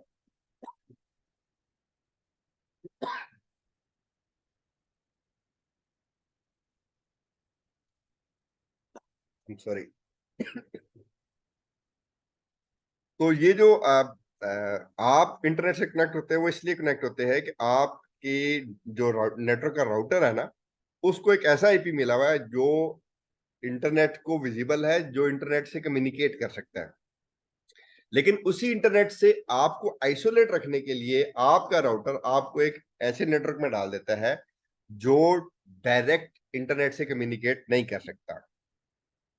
ये जो 1 और 2 वाले नेटवर्क होते हैं, ये इंटरनेशनल स्टैंडर्ड के मुताबिक इंटरनेट पे डायरेक्ट लिंक नहीं हो सकते, ये हमेशा किसी ना किसी राउटर के थ्रू ही लिंक होंगे।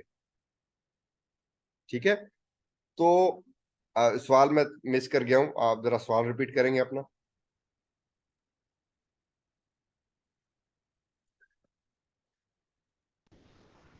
जी सर, जैसे हम फर्ज किया जो आप कहते हैं कि राउटर से आगे हमारी डिवाइसेस कनेक्ट होती हैं, लैन एक नेटवर्क बनता है, तो फिर हम जब इंटरनेट से उस लैपटॉप से या मोबाइल से जब हम कोई इंटरनेट पर रिक्वेस्ट सेंड करते हैं, तो वो किस तरह उसी नेट गेटवे से होके जाती है और फिर उसी में वापस आती है उसी लैपटॉप में, या किसी और डिवाइस में क्यों नहीं चल जाती? ये प्लीज़ समझ। अच्छा, हाँ, ये असल में अब आप जो है ना वो नेटवर्किंग की ज्यादा डिटेल में जा रहे हैं, लेकिन एक मैं जनरल अंडरस्टैंडिंग, जनरल लेमैन की वर्डिंग में आपको बताने की कोशिश करता हूँ कि आपका, अच्छा ये अच्छा, राउटर का जो मैंने जिक्र किया, राउटर क्या करता है, वो आपने जो रिक्वेस्ट भेजी है, जो मैसेज भेजा है, वो जब राउटर के पास जाता है, राउटर उस पे से उस कुछ थोड़ी सी ना आपके मैसेज के साथ कोई थोड़ी सी प्रोसेसिंग करता है। और प्रोसेसिंग क्या करता है कि वो आपका एड्रेस उस पर से उतारता है, आपका मैसेज वही रहेगा, कंटेंट वही रहेंगे। सिर्फ क्या होगा, उस मैसेज के एंड में जो भेजने वाले का एड्रेस, IP एड्रेस था, यानी कि आपके लैपटॉप का लेट्स से IP एड्रेस था, आपके लैपटॉप से एक मैसेज ने इंटरनेट पे जाना है, रिक्वेस्ट ने, तो जिस भी फॉर्म में जा रही है उसमें आपका IP एड्रेस बीच में लिंक होता है। राउटर क्या करता है, वो आपका IP एड्रेस उसमें से हटाता है और अपना वो वाला IP एड्रेस जो उसको ISP से मिला है वो उसके साथ अटैच करता है और आप अपने से अगली डिवाइस पे भेज देता है। और सेम वे में सारे राउटर यही हरकतें करते करते टारगेट होस्ट तक आपकी मैसेज को ले जाते हैं। अब जब वो मैसेज वहां से वापस आता है, तो वो उसके पास रिटर्न में वो उस आखिरी डिवाइस का उसके पास IP एड्रेस होता है, वो मैसेज उस डिवाइस के पास आता है। अब उस डिवाइस के पास ये ट्रेस मौजूद होता है कि ये जो रिक्वेस्ट का रिप्लाई आया है, ये पीछे से मुझे कहां से आई थी। वो अपने से पीछे वाले को भेजेगा, वो डिवाइस अपने से पीछे वाले को भेजेगी, और करते करते फाइनली आपके लैपटॉप तक वो रिप्लाई वापस आ जाएगा। ठीक है, तो क्या होता है, आपके लैपटॉप से या आपकी मोबाइल से एक मैसेज चला, आपके राउटर ने उस आपके लैपटॉप या मोबाइल का IP बीच में से गायब करके अपना लगाया और अपने से नेक्स्ट डिवाइस को भेज दिया। उसने भी सेम हरकत की, उसने आपके राउटर का आईपी निकाला, अपना आईपी लगाया, आगे भेज दिया, अप टू सो ऑन। और यही प्रोसेस उल्टा चलेगा, और करते करते आपका जो मैसेज है ना वो वापस आपको जो उधर से रिस्पांस वाला जो पैकेट आया होगा वो आपके एंड जो डिवाइस है वहां तक पहुंच जाएगा। ये कैसे होता है, ये बाइट सेल्फ एक फील्ड है, टेक्निकल, एक काफी नेटवर्किंग काफी वास्ट फील्ड है। और सिस्को वगैरह का नाम आपने सुना होगा, वो इन चीजों में काफी डिटेल में करते हैं, लेकिन जनरल अंडरस्टैंडिंग मेरा ख्याल है मैंने आपको देने की कोशिश की, और वो लेमैन अंडरस्टैंडिंग यही है। Right sir, thank you so much sir.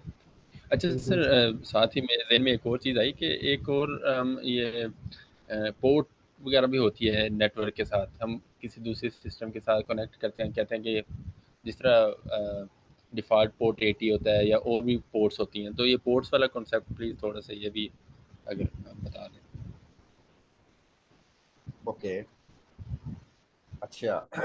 इससे पहले मैं ना एक छोटा सा आपसे एक सवाल या एक चीज आपसे पूछता हूँ।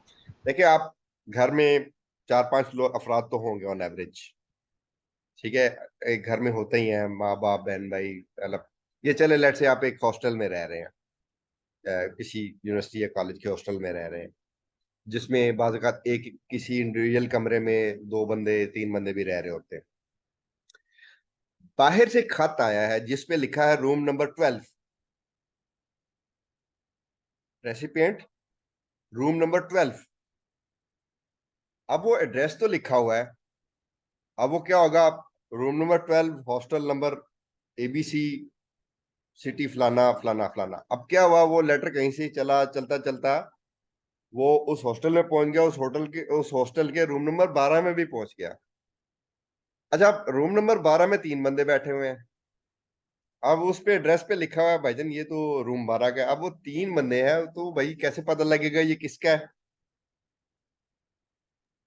तो उस के एड्रेस के साथ ऊपर लिखा होता है रेसिपिएंट नेम, कि जी ये मिस्टर एक्स, रूम 12, हॉस्टल 1, फलानी यूनिवर्सिटी, फलाना सिटी, ब्ला ब्ला ब्ला। तो अब क्या होगा, ये एग्जैक्टली उस पर्टिकुलर पर्सन को जाके मिलेगा। तो एड्रेस जो है आपके होस्ट का या आपके कंप्यूटर का address is just like your room address.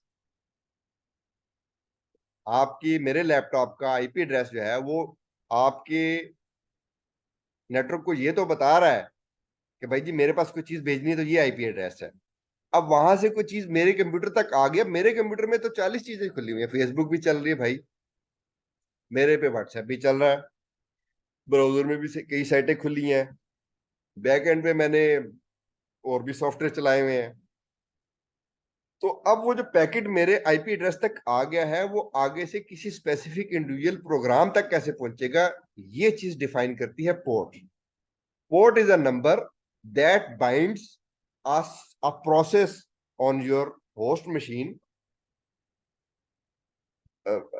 ये यानी आपकी सॉफ्टवेयर, ये आपके सॉफ्टवेयर का एड्रेस है। सादे लफ्जों में लेमैन में अगर कहूं तो ये आपके प्रोसेस का एड्रेस है। आईपी एड्रेस आपकी मशीन का एड्रेस हो गया, आपके होस्ट का एड्रेस हो गया, और पोर्ट नंबर उस होस्ट के अंदर किसी स्पेसिफिक प्रोसेस का एड्रेस हो गया। तो जिस तरह अभी मैं SSH पोर्ट है हमारी, बाय डिफॉल्ट पोर्ट 22 होती है। अगर आपके कंप्यूटर पे SSH का प्रोसेस चल रहा होगा तो पोर्ट 22 जो है वो हेल्ड होगी, उस पोर्ट 22 पे रिक्वेस्ट आएगी तो वो SSH पे जो भी उसका आगे प्रोसेस है वो उसको भेज दी जाएगी।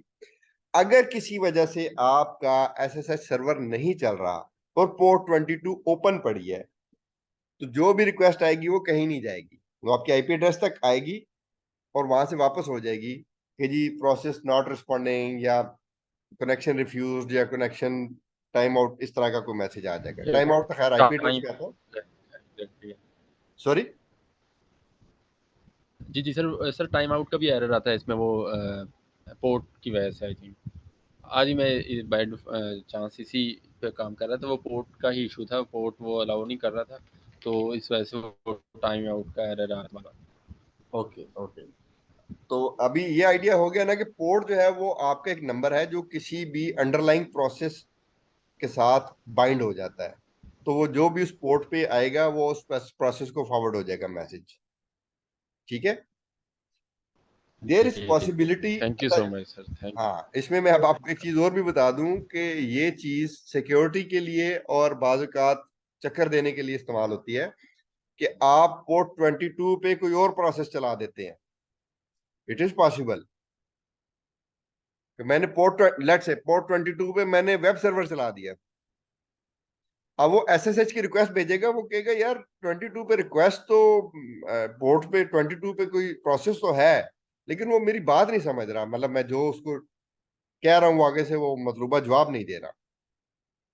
इसी तरह आपने एसएसएच का प्रोसेस पोर्ट 80 पे चला दिया। अब क्या होगा, वो आपका वेब सर्वर आप जब उसके आईपी एड्रेस लिख के मारेंगे, वो आपका ब्राउजर भी कहेगा यार पोर्ट 80 पे रिस्पांस तो आ रहा है, लेकिन वो अजीब सा ही रिस्पांस आ रहा है, मतलब वो चीज नहीं हो रही जो हमें चाहिए। यानी ये तो मैं आपको वैसे अंडर लेमैन करें तो आपको यानी एरर आ जाता है कि प्रोसेस आगे वो जो आप एक्सपेक्ट कर रहे हैं वो प्रोसेस आगे नहीं चल रहा, कोई और प्रोसेस चल रहा है, पोर्ट वही है, तो आपको मतलूबा रिस्पांस नहीं मिलता आपका, उसमें फिर डिफरेंट आपके एरर आ जाते हैं। अभी आप ने देखा हो कभी किसी ऐसी वेबसाइट पे जाने का इत्तेफाक हुआ है जिसमें आप डोमेन नेम के आगे डॉट डबल वो कोलन डाल के आगे कोई नंबर भी लिखते हैं, कभी इस तरह का इत्तेफाक हुआ है आप लोगों को? जी सर, वो सी पैनल या CHM एक्सेस करने के लिए हम पोर्ट नंबर ही देते हैं, 2083 या 2082। जी जी, एग्जैक्टली एग्जैक्टली, आपने अच्छी एग्जांपल दे दी है। तो वो होता यही है कि वो सी पैनल का जो प्रोसेस है ना वो उन्होंने उस पोर्ट पे कॉन्फ़िगर किया होता है। और देर आर पॉसिबिलिटी, वैसे तो नॉर्मली ये 2082 या 2083 गैलबन यूज होता है, तो कुछ आईएसपी ऐसा पॉसिबल है कि वो उसको इस डिफॉल्ट पोर्ट से उठा के किसी और पोर्ट पे रख दे। उस सूरत में वो आपको वो पोर्ट बताएंगे, तो जब तक आप वो पोर्ट साथ मेंशन नहीं करेंगे आप उस सी पैनल तक पहुंच नहीं सकेंगे। ठीक है। तो आ, ये एक जनरल आइडिया था आईपी एड्रेस का और पोर्ट नंबर का। तो सर ये जो पोर्ट नंबर आप सैंपल दे रहे थे 2 या समथिंग इस तरह, तो ये सर्वर की पोर्ट होगी, सर्वर की हो गया? जी जी, सर्वर की पोर्ट, क्योंकि देखें मैं जब थैंक कनेक्ट होने जा रहा हूं तो मैं आईपी एड्रेस के साथ पोर्ट सर्वर की बताऊंगा ना, जो भी मेरा जी टारगेट जी चीज होगी। जी, राइट सर, राइट।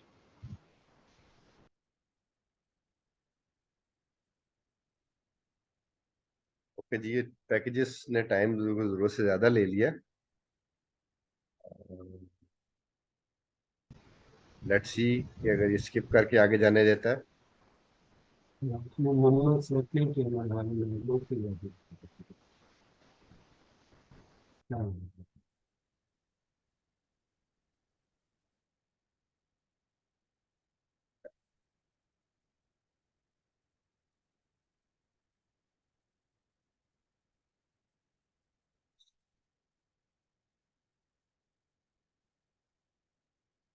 तो जरूर ज्यादा टाइम ले गया यार ये तो।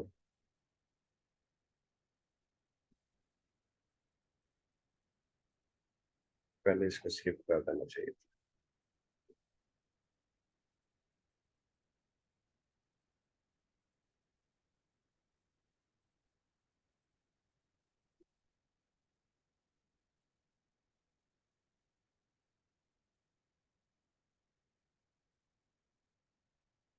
ओके।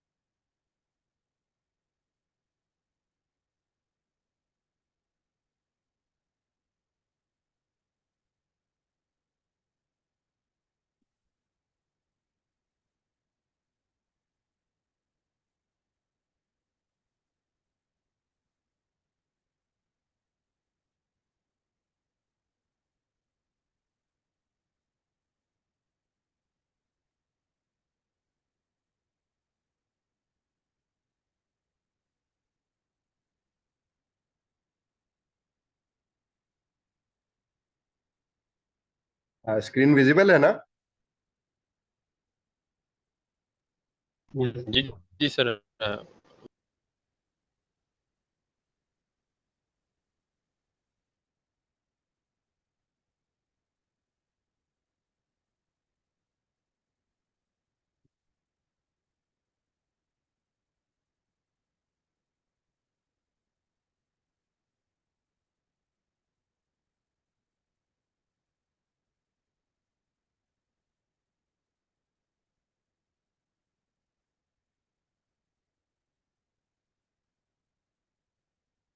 स्क्रीन साइज थोड़ा सा बेहतर करने की कोशिश करते हैं।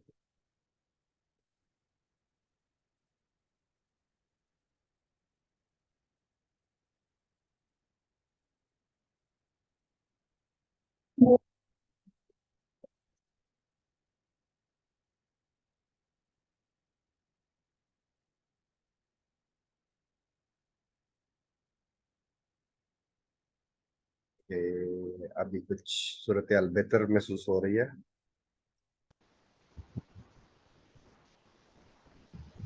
अच्छा जी, अब हम आते हैं सर अपने दोबारा नेटवर्क पार्ट की तरफ।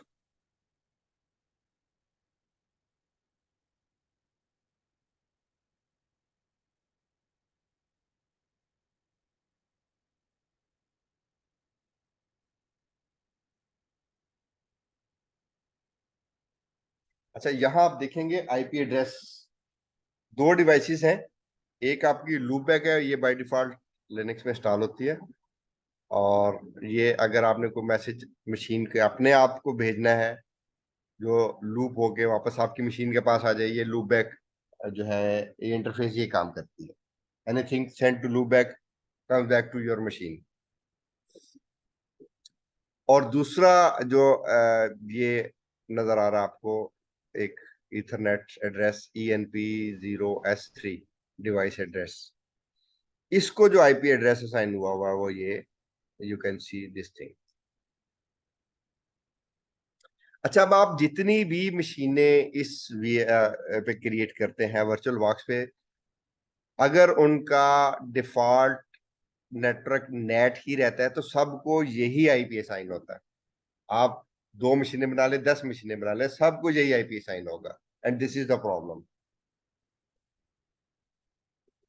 ठीक है, अब आपने सर ये चीज़ दोबारा बताइएगा।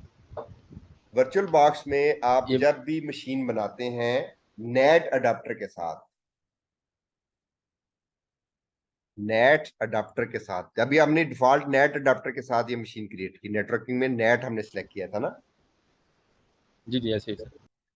तो बाय डिफॉल्ट वो हमेशा यही आईपी असाइन करता है, नेट। अगर आपने एक से ज्यादा मशीनें बनाई है तो सबको सेम आईपी मिल जाएगा।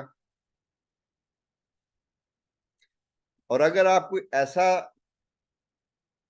एनवायरनमेंट क्रिएट करना चाह रहे हैं जिसमें एक से ज्यादा वीएम आपस में कम्युनिकेट कर सके, तो ये तो आपस में कम्युनिकेट नहीं करेंगी। तो इस सूरत में फिर हमारे पास जो ऑप्शन बचती है वो दो बचती। या तो हम नेटवर्क बना लें, या फिर हम ब्रिज पे शिफ्ट हो जाएं। ठीक है। अच्छा, इस ये जो नेट है इसका फायदा ये है कि ये आपकी इंटरनेट को एक्सेस कर लेती है। लेकिन ओके,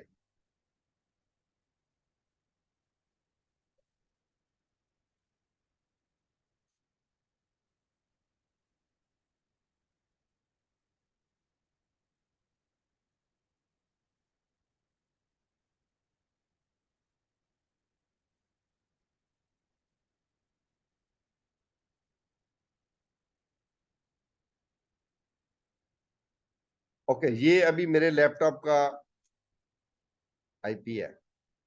ठीक है। अब ये मशीन उसको एक्सेस कर पा रही है। ये मेरा जिस लैपटॉप के ऊपर ये वीएम चल रही है ना, ये उसका आईपी है। लेकिन अगर मैं अब आपको एक दूसरी स्क्रीन शेयर करता हूं,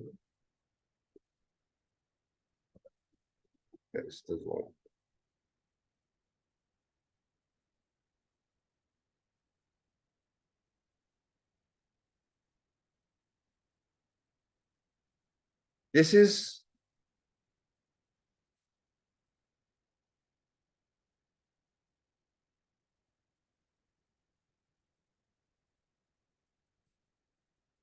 ये आईपी अब मेरा लैपटॉप नहीं एक्सेस कर पा रहा, उस तक जा ही नहीं रहा, हालांकि वो मशीन तो मेरे लैपटॉप को कनेक्ट कर पा रही थी। तो ये नेट जो मैंने आपको एक्सप्लेन किया था, ये जस्ट लाइक आपका राउटर होता है, और राउटर को समझ लें आपके वे वन वे ट्रैफिक होती है, जिसमें आपका लैन वैन साइड पे तो जा सकता है, यानी आपका सिक्योर नेटवर्क इनसिक्योर नेटवर्क की तरफ तो जा सकता है, लेकिन इनसिक्योर नेटवर्क से आपके सिक्योर नेटवर्क या वैन से आपके लैन की तरफ ट्रैफिक नहीं आ सकती। ठीक है, देर आर स्पेशल अरेंजमेंट्स जिसमें आप ये चीज अचीव कर सकते हैं, but that is a special special case for normal understanding, जो है वो उसके मुताबिक ये चीजें नहीं हो सकती। ओके, अच्छा, अब मैंने इसको एसएसएच करना है। अगर मैं एसएसएच करना चाहूंगा, जब पिंग ही नहीं हो रहा, तो ऑब्वियसली ये आपका एसएसएच भी नहीं हो पाएगा। लॉजिकल है ना? तो इस सूरत में हम क्या करते हैं, मैं आपको दोबारा स्क्रीन पे लेके जाता हूं।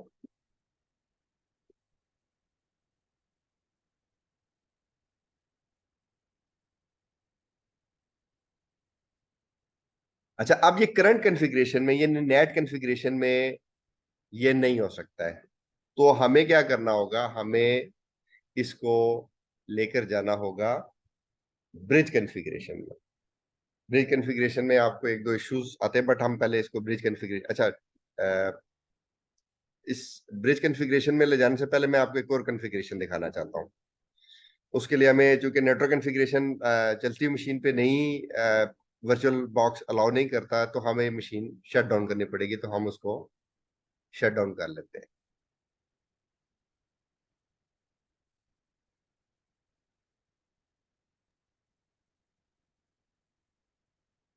सर मेरा एक क्वेश्चन है। जी जी। सर्वर पे जो हम लिनक्स वगैरह इंस्टॉल करते हैं, वहाँ तो हम ऐसी कोई कॉन्फ़िगरेशन नहीं करते हैं, वो तो ऑटो होस्टिंग वाले ही कर देते हैं कॉन्फ़िगर। तो उसमें कौन सी कॉन्फ़िगरेशन होती है, ये नेट होती है या ब्रिज होती है? मैसेज, अपना सवाल दोबारा बोले, आखिरी जुमला मैं थोड़ा क्लियर नहीं कर सुना नहीं। सर सर्वर पे हम जैसे उबुंटू इंस्टॉल करते हैं, लेटेस्ट वर्जन 22, कौन से कोई भी सर्वर? सर्वर हो, वल्चर या लिनोड या डिजिटल ओशन, कोई भी सर्वर आप पकड़ लें, जी वहाँ जी। हम जब लिनक्स इंस्टॉल करते हैं तो वो तो डिफॉल्ट वर्जन में इंस्टॉल कर लेता है। उसमें ये फिर कौन सी कॉन्फ़िगरेशन होती है, नेट या फिर ब्रिज, जो अच्छा, आप अभी बता रहे हैं? उसमें उसमें इस तरीके से होता है, ये जो आप जिक्र कर रहे हैं ना, जो आपके क्लाउड इमेजेस होते हैं, उसमें कुछ कुछ चीजें प्री डिफाइंड होती हैं, जो कि क्लाउड वालों ने अपने हिसाब से कस्टम की हुई होती हैं। तो ये कहना मुश्किल है कि एग्जैक्टली इनमें से कौन सी कॉन्फ़िगरेशन इन प्लेस होती है, लेकिन मेरी जनरल अंडरस्टैंडिंग जो है, जो मैंने जो डिजिटल ओशन या एक आध उनकी क्लाउड की मशीन्स देखी हैं, तो मेरी अंडरस्टैंडिंग ये है कि वो नॉर्मली ब्रिज इंटरफेसेस होती हैं, लेकिन ये क्लाउड टू क्लाउड वेरी करता है। ये मेरा आंसर फाइनल हतमी आंसर नहीं है। Okay sir. ओके, अच्छा, अब हमने इस मशीन के अंदर, अब इस मशीन को अगर तो मैंने सिर्फ अपने लैपटॉप से कनेक्ट करना है सिंपल, तो मेरे पास जो मेथड है, दो मेथड है। एक तरीका तो ये है कि अगर सिर्फ मैंने एक्सेस करना है और वो उससे नेट नेट चलाना है, तो मैं क्या करूंगा, मैं इस मशीन के नेटवर्क में जाके एक सेकंड अडाप्टर ऐड कर दूंगा, जो कि होस्ट ओनली होगा। सिंपली मैं इसको ओके करूंगा, और जब मैं इसको स्टार्ट करूंगा, तो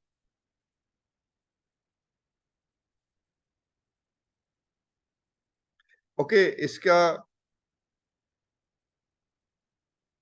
ठीक है, लेट इट बी, बाद में कर। ओके, अभी स्क्रीन स्विच करता हूं मैं।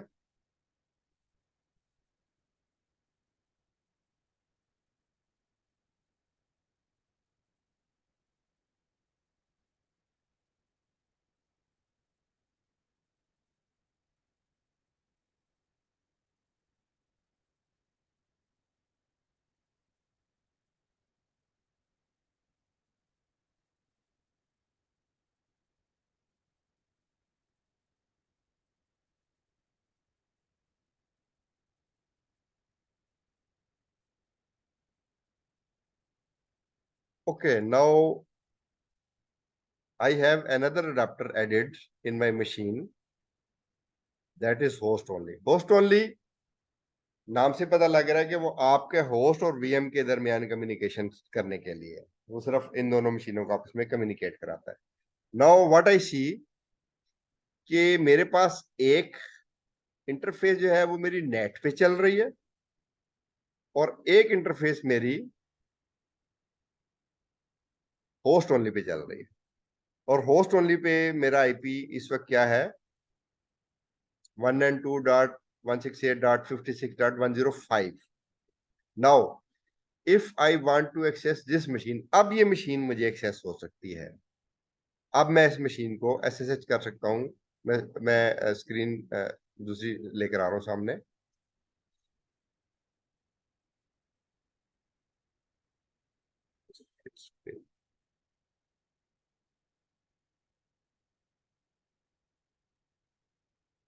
ओके, अच्छा अब ये देखें कि अगर मैं अब इसको एसएसएच करता हूं तो अभी भी एक्सेस नहीं होगा, क्योंकि नेट इज नो वे। ठीक है, इस नेट से आप नहीं एक्सेस कर पाएंगे। तो मैंने एक अल्टरनेट इंटरफेस सिस्टम में डाली है और मैं उस अल्टरनेट इंटरफेस से कनेक्ट होऊंगा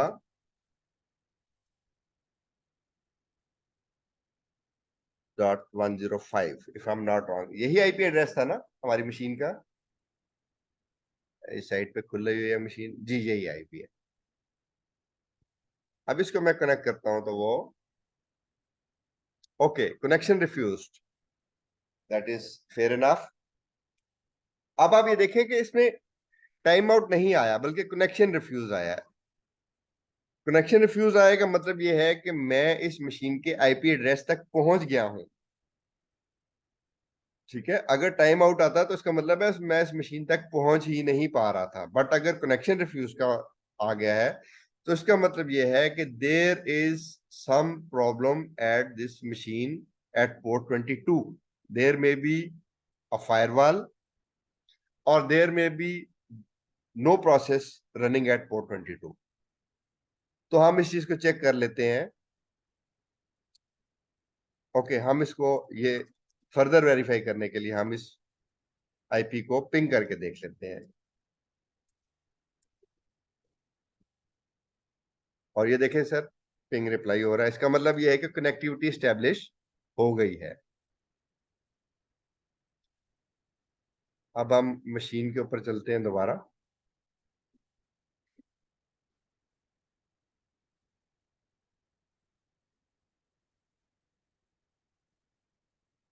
और यहां हम देखते हैं okay, there must be some, yes. अच्छा, मेरा नेट की स्पीड जरा कम है। मैंने अगर एपीटी अपडेट लगा दिया तो इसने लगा लेना काफी टाइम। तो मैं अभी इस पे पोर्ट 22 ये देख लेता हूँ कि इस पे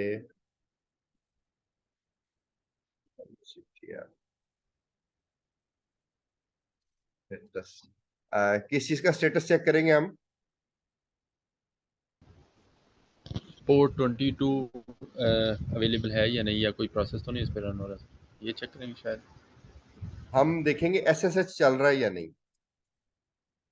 if I am not wrong तो खाली एसएसएच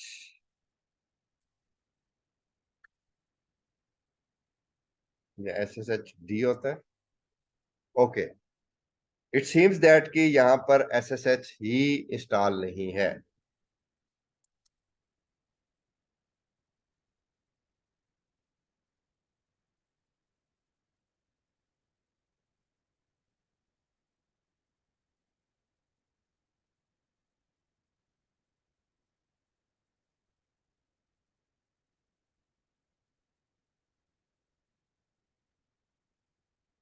आई होप ये जल्दी से इंस्टॉल हो जाए।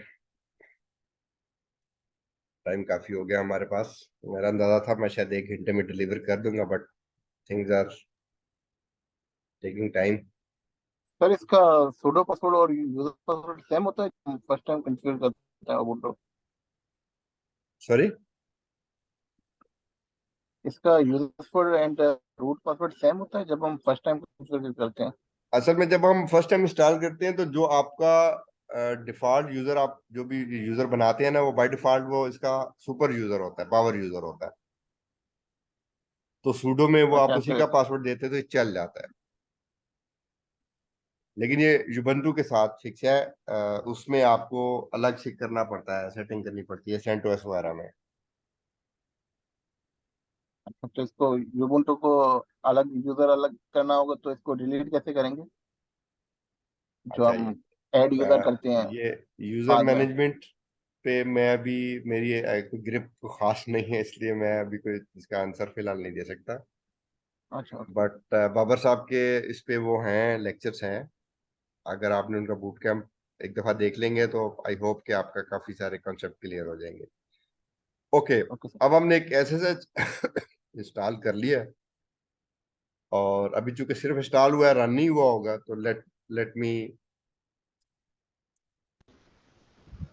आई think sir by default running state में ही होता है, लेकिन फिर भी देख लेते हैं। जी, मैं स्टेटस एसएसएच करके चेक कर लेते हैं। Okay, you are right, install होते साथ ही चल गया, दैट इज फाइन। अब ये हमें बाहर से एक्सेस हो जाना चाहिए।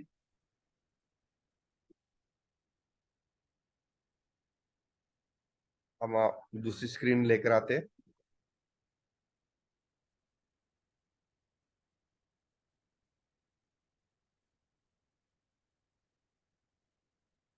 ओके,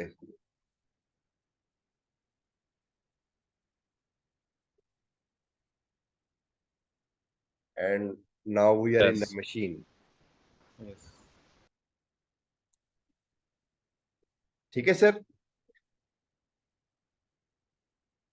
अब आप इस मशीन पे एपीटी अपडेट चलाएं या पिंग लेट से yahoo.com करें, तो आप नेट से भी कनेक्ट हैं और इससे भी कनेक्ट हो गए, अपने लैपटॉप से भी या अपनी होस्ट मशीन से भी कनेक्ट हो गए। अच्छा, अगर जी सर, ये जो हमने पिंक किया yahoo.com, ये जी जी, जी जी बोले। मैं ये पूछना चाह रहा, ये जो सर हमने पिंग किया yahoo.com, ये हमारी वो वर्चुअल मशीन है, उससे नेट पे रिक्वेस्ट जा रही है ऐसे? जी जी, आपकी हमारे जा वर्चुअल रही मशीन के नेट के एड्रेस के जरिए आप कनेक्ट हो रहे हैं yahoo.com से। है एग्जैक्टली। थैंक और यू। मैं जो इस टाइम एसएसएच करके लिंक हुआ हूँ, मैं आपके होस्ट ओनली अडाप्टर के थ्रू कनेक्ट हुआ हूँ। तो there are two different session in place. एक होस्ट ओनली अडाप्टर से कनेक्ट हुआ है और दूसरा जो है नेट के थ्रू इंटरनेट पे जा रहा है। ठीक है, आई होप के यहाँ तक आपको कोई किसी किस्म का कोई इशू या किसी को अंडरस्टैंडिंग नहीं बिल्ड हुई तो वो मेरे से पूछ सकता है। जी सर, ये जो मैं अगेन मैं अपना सवाल और रिपीट करता हूँ कि ये जो हमने पिंग किया है, ये नेट वाले एड्रेस से हम इंटरनेट को एक्सेस कर रहे हैं, या जो होस्ट ओनली हमने बनाया था उसके ज़रिए कर रहे हैं? आपका जो होस्ट ओनली अडाप्टर है ना, वो उसकी पहुंच आपके होस्ट तक है। ठीक है, ओके वो ओके। जब वो आपके होस्ट तक आ गया उसका खत्म, उस उससे ज्यादा वो, यानी उसकी विजिबिलिटी नहीं है।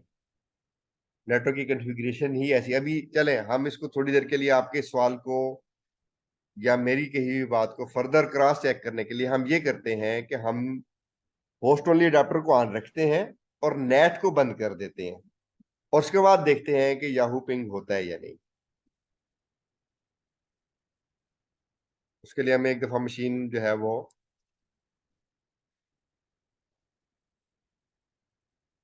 बंद करनी पड़ेगी।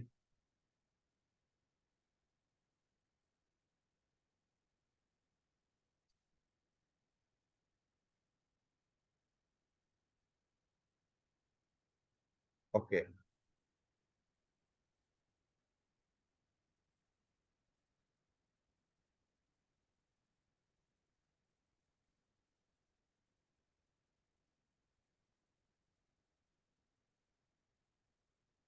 अब ये देखिए, इसमें नेट जो है ना, ये अडाप्टर 2 था ना, तो नेट हम इसको डिसेबल कर देते हैं, अडाप्टर 1 को बंद कर देते हैं।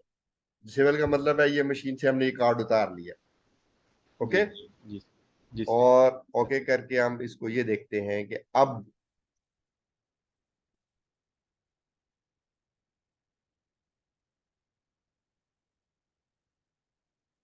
ये नेट को ब्राउज कर पाता है या नहीं।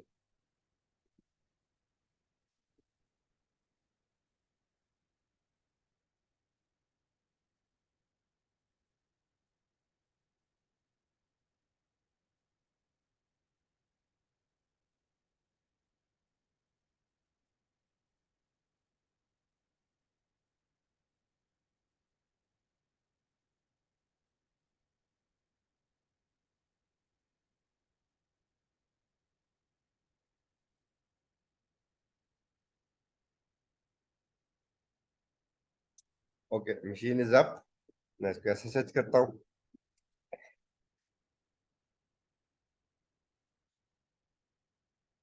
हमने क्या चीज चेक चेक करनी थी? हमने पिंग याहू को पिंग करना था। जी जी जी, पिंग करके चेक करना है तो sir. What yes, you see, वो नेट एग्जैक्टली सर। ठीक है, वो उसको नेम ही नहीं मिल रहा। वो जहरी बात है, डीएनएस ने आगे, डीएनएस के पास भी एक हिस्स नहीं है कि वो आगे कहाँ से डेटा लेकर आए, और डिफॉल्ट गेटवे वैसे। ओके, हम ऐसे करते हैं, हम डीएनएस हम एज्यूम करते हैं कि this is a problem of DNS. We go with the IP address. So see, network is unreachable. वो कहता है ये नेटवर्क तक मैं पहुंच ही नहीं सकता हूँ। So your communication with the outer world is close. Limited, yes yes ठीक सर, है, क्लोज। ओके। अच्छा, अभी ये देखें, मुझे दो नेटवर्क अडाप्टर बनाने पड़े ये काम करने के लिए कि मैंने अभी आपकी इस मशीन को एसएसएच भी करना है और मैंने इंटरनेट एक्सेस भी करना है। तो इन दो चीजों से अवॉइड करने के लिए या इनसे बचने के लिए मेरे पास दो नेटवर्क कार्ड के बजाय अगर यही कार्ड मैं सिंगल नेटवर्क कार्ड से लेना चाहूँ तो मेरे पास क्या ऑप्शन है, वो मैं अभी आपको दिखाता हूँ। Bridger adapter I think sir. जी, और उसका मैं आपको एक एडिशनल बेनिफिट भी बताऊंगा।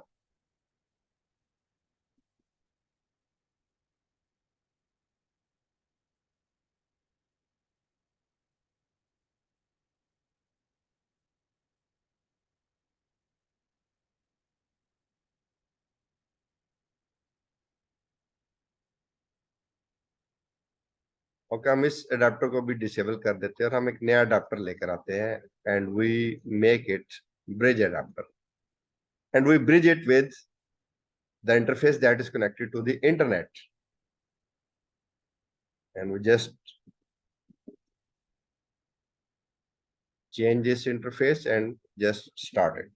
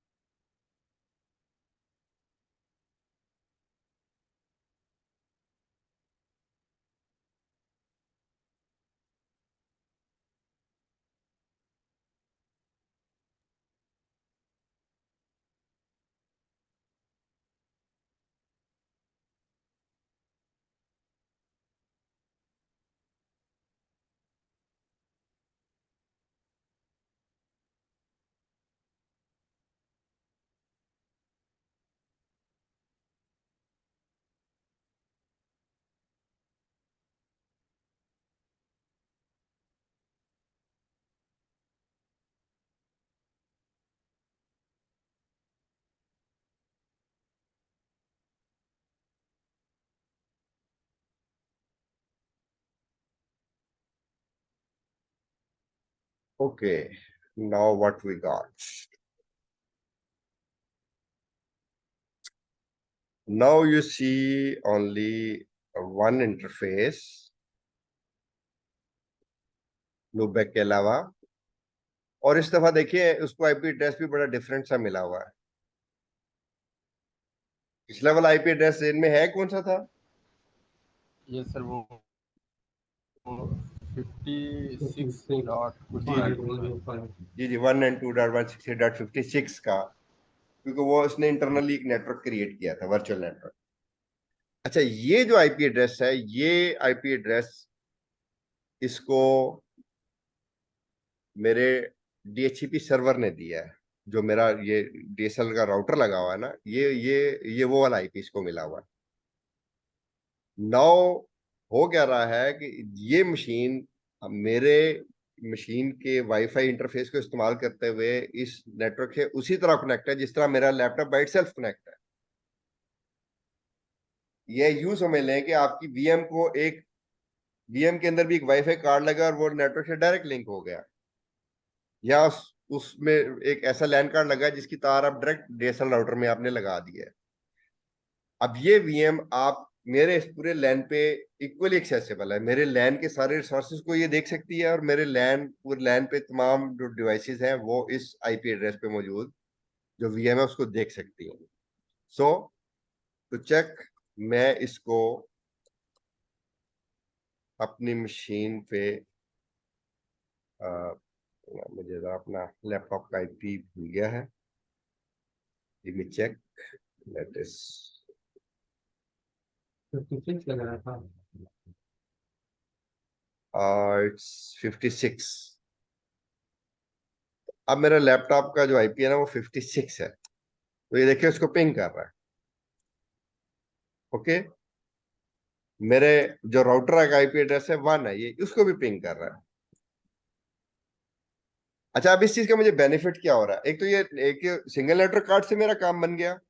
अच्छा, अब क्योंकि ये अंदर से बाहर तो शायद पहले भी कर रहा था, अब ये देखते हैं कि इससे आईपी एड्रेस को, जो इसका आईपी एड्रेस है क्या था, सॉरी, 62 62। अब हम ये देखते हैं कि क्या 62 बाहर से एक्सेस हो रहा है।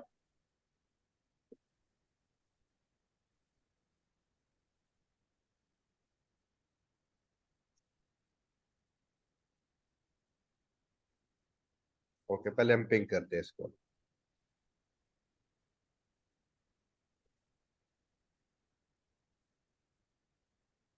ओ यस, पिंग हो रहा है। लेट्स चेक कि एसएसएच भी हो रहा है।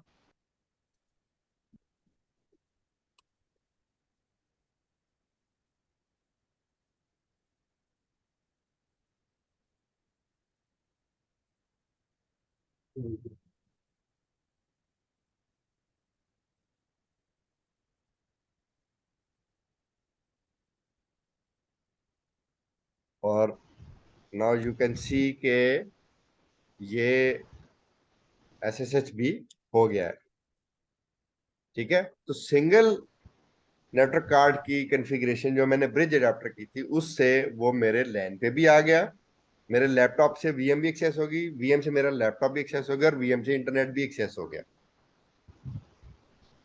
लाइक अगर हम पिंग yahoo.com करते हैं, कभी नेट भी चल रहा है, देखिए आईपी रिजॉल्व हो गया yahoo.com से। अच्छा, अब इसको पिंग करना चाहिए।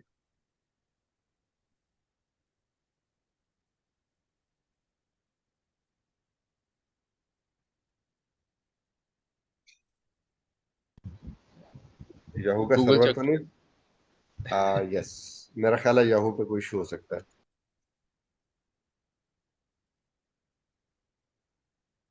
एंड यू कैन सी ये आउटर वर्ल्ड को भी एक्सेस कर पा रहा है। अच्छा, इस अप्रोच का, मैं इस अप्रोच का एडवोकेट हूँ। मैं वर्चुअल पे जब भी कोई मेरे पास ये खास तौर पे फंसते हैं लोग, जिस टाइम वो क्यूबरनेटिस का क्लस्टर बनाने की कोशिश करते हैं ना, तो मिनिमम 2 मशीनें चाहिए होती हैं। तो वो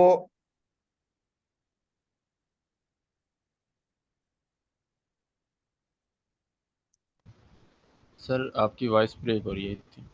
जी, मैं अभी थोड़ा सा खामोश हो गया हूँ, मैं अभी आपको, ओके सर। ओके। अच्छा, तो जब आप, सॉरी मुझे एक मैसेज आ रहा है, आई हैव टू रिप्लाई।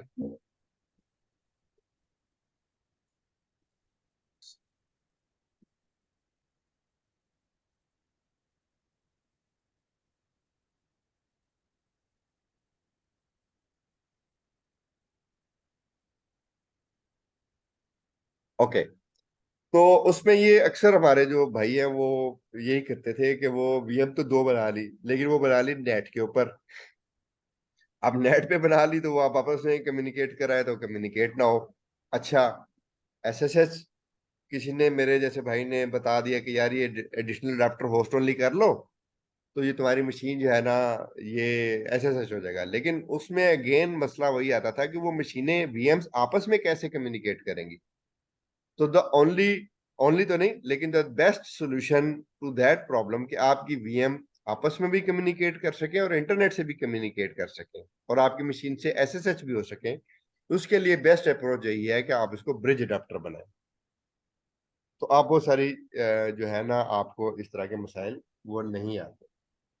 एक चीज और है जो मैं चाहूंगा आपकी नजरों से गुजार दूं, हम उसकी ज्यादा कॉन्फ़िगरेशन में नहीं जाएंगे, जस्ट एक ओवरव्यू देना चाहता हूं और उसके बाद हम इस सेशन को एंड करेंगे इंशाल्लाह। अगर आपने मशीनें ऐसी बनानी है जो आपस में बस कम्युनिकेट करें, you don't want them to be कि वो इंटरनेट पे जाएं या लाइक जरूरत नहीं है आपको, तो वर्चुअल बॉक्स के अंदर एक फंक्शन है जो आप लोगों के नॉलेज में होना चाहिए, वो मैं आपको दिखाना चाहता हूँ।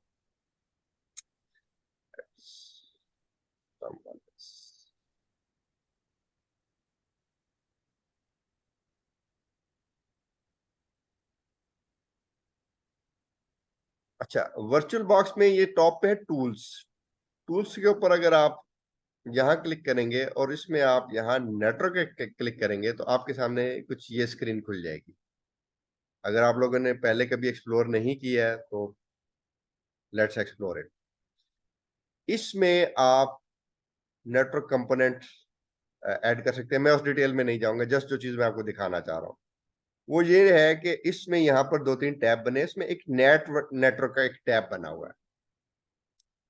अगर मैं कोई ऐसा सेटअप करना चाहता हूं जिसमें मैं चाहता हूं कि मशीन्स आपस में कम्युनिकेट एटलीस्ट कर ले, तो मैं क्या करता हूं, मैं यहाँ आके एक नेटवर्क बनाता हूँ। ऑलरेडी बना हुआ है इसलिए मैं इसकी उसमें नहीं जा रहा फिलहाल। स्क्रीन थोड़ी सी छोटी कर ले ताकि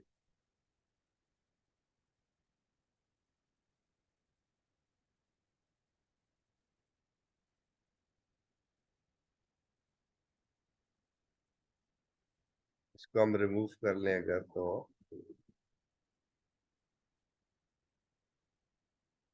यहाँ क्रिएट और एक नेटवर्क क्रिएट हो गया और इसमें ये ऑप्शन ऑन है।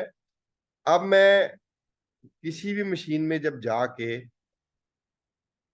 उसकी सेटिंग्स में जाके, सॉरी ये सेटिंग्स की स्क्रीन मुझे दोबारा लानी पड़ेगी।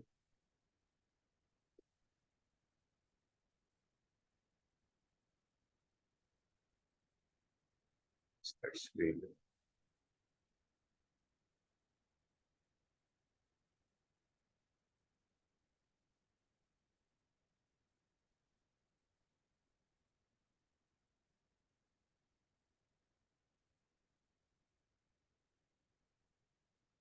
ये स्क्रीन आपके सामने आ रही है सेटिंग्स वाली?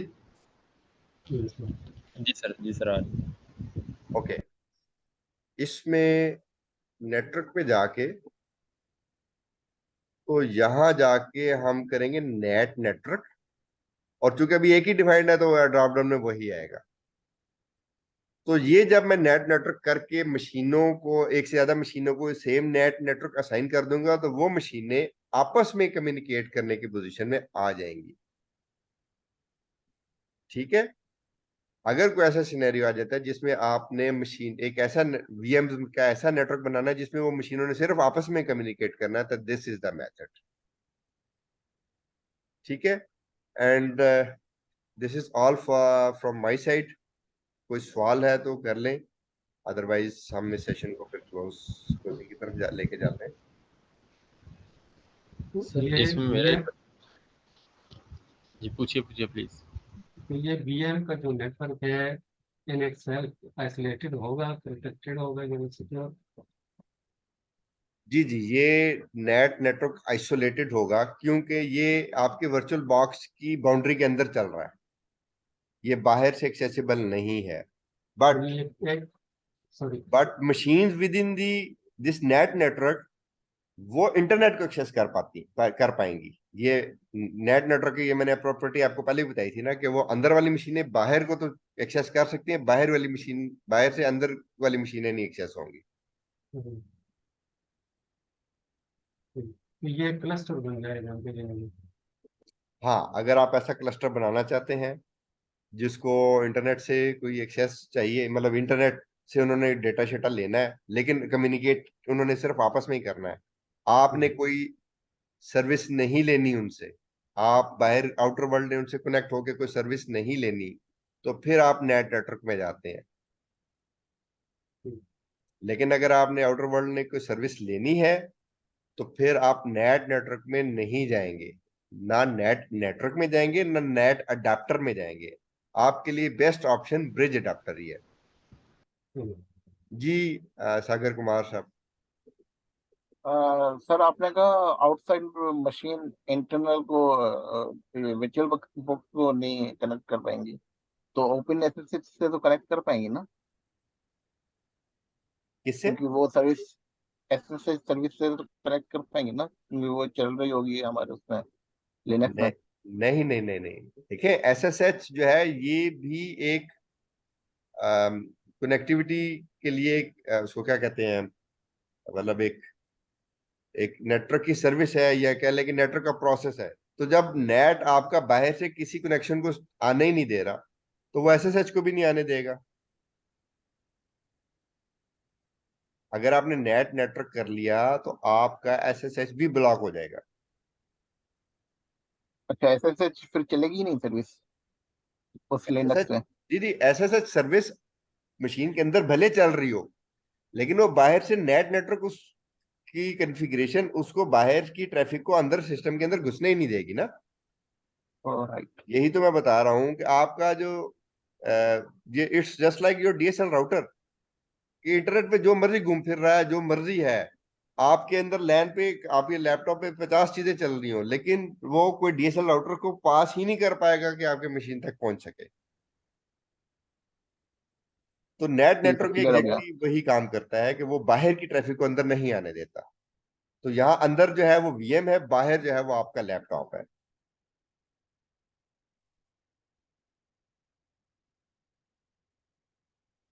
जी, और कोई सवाल?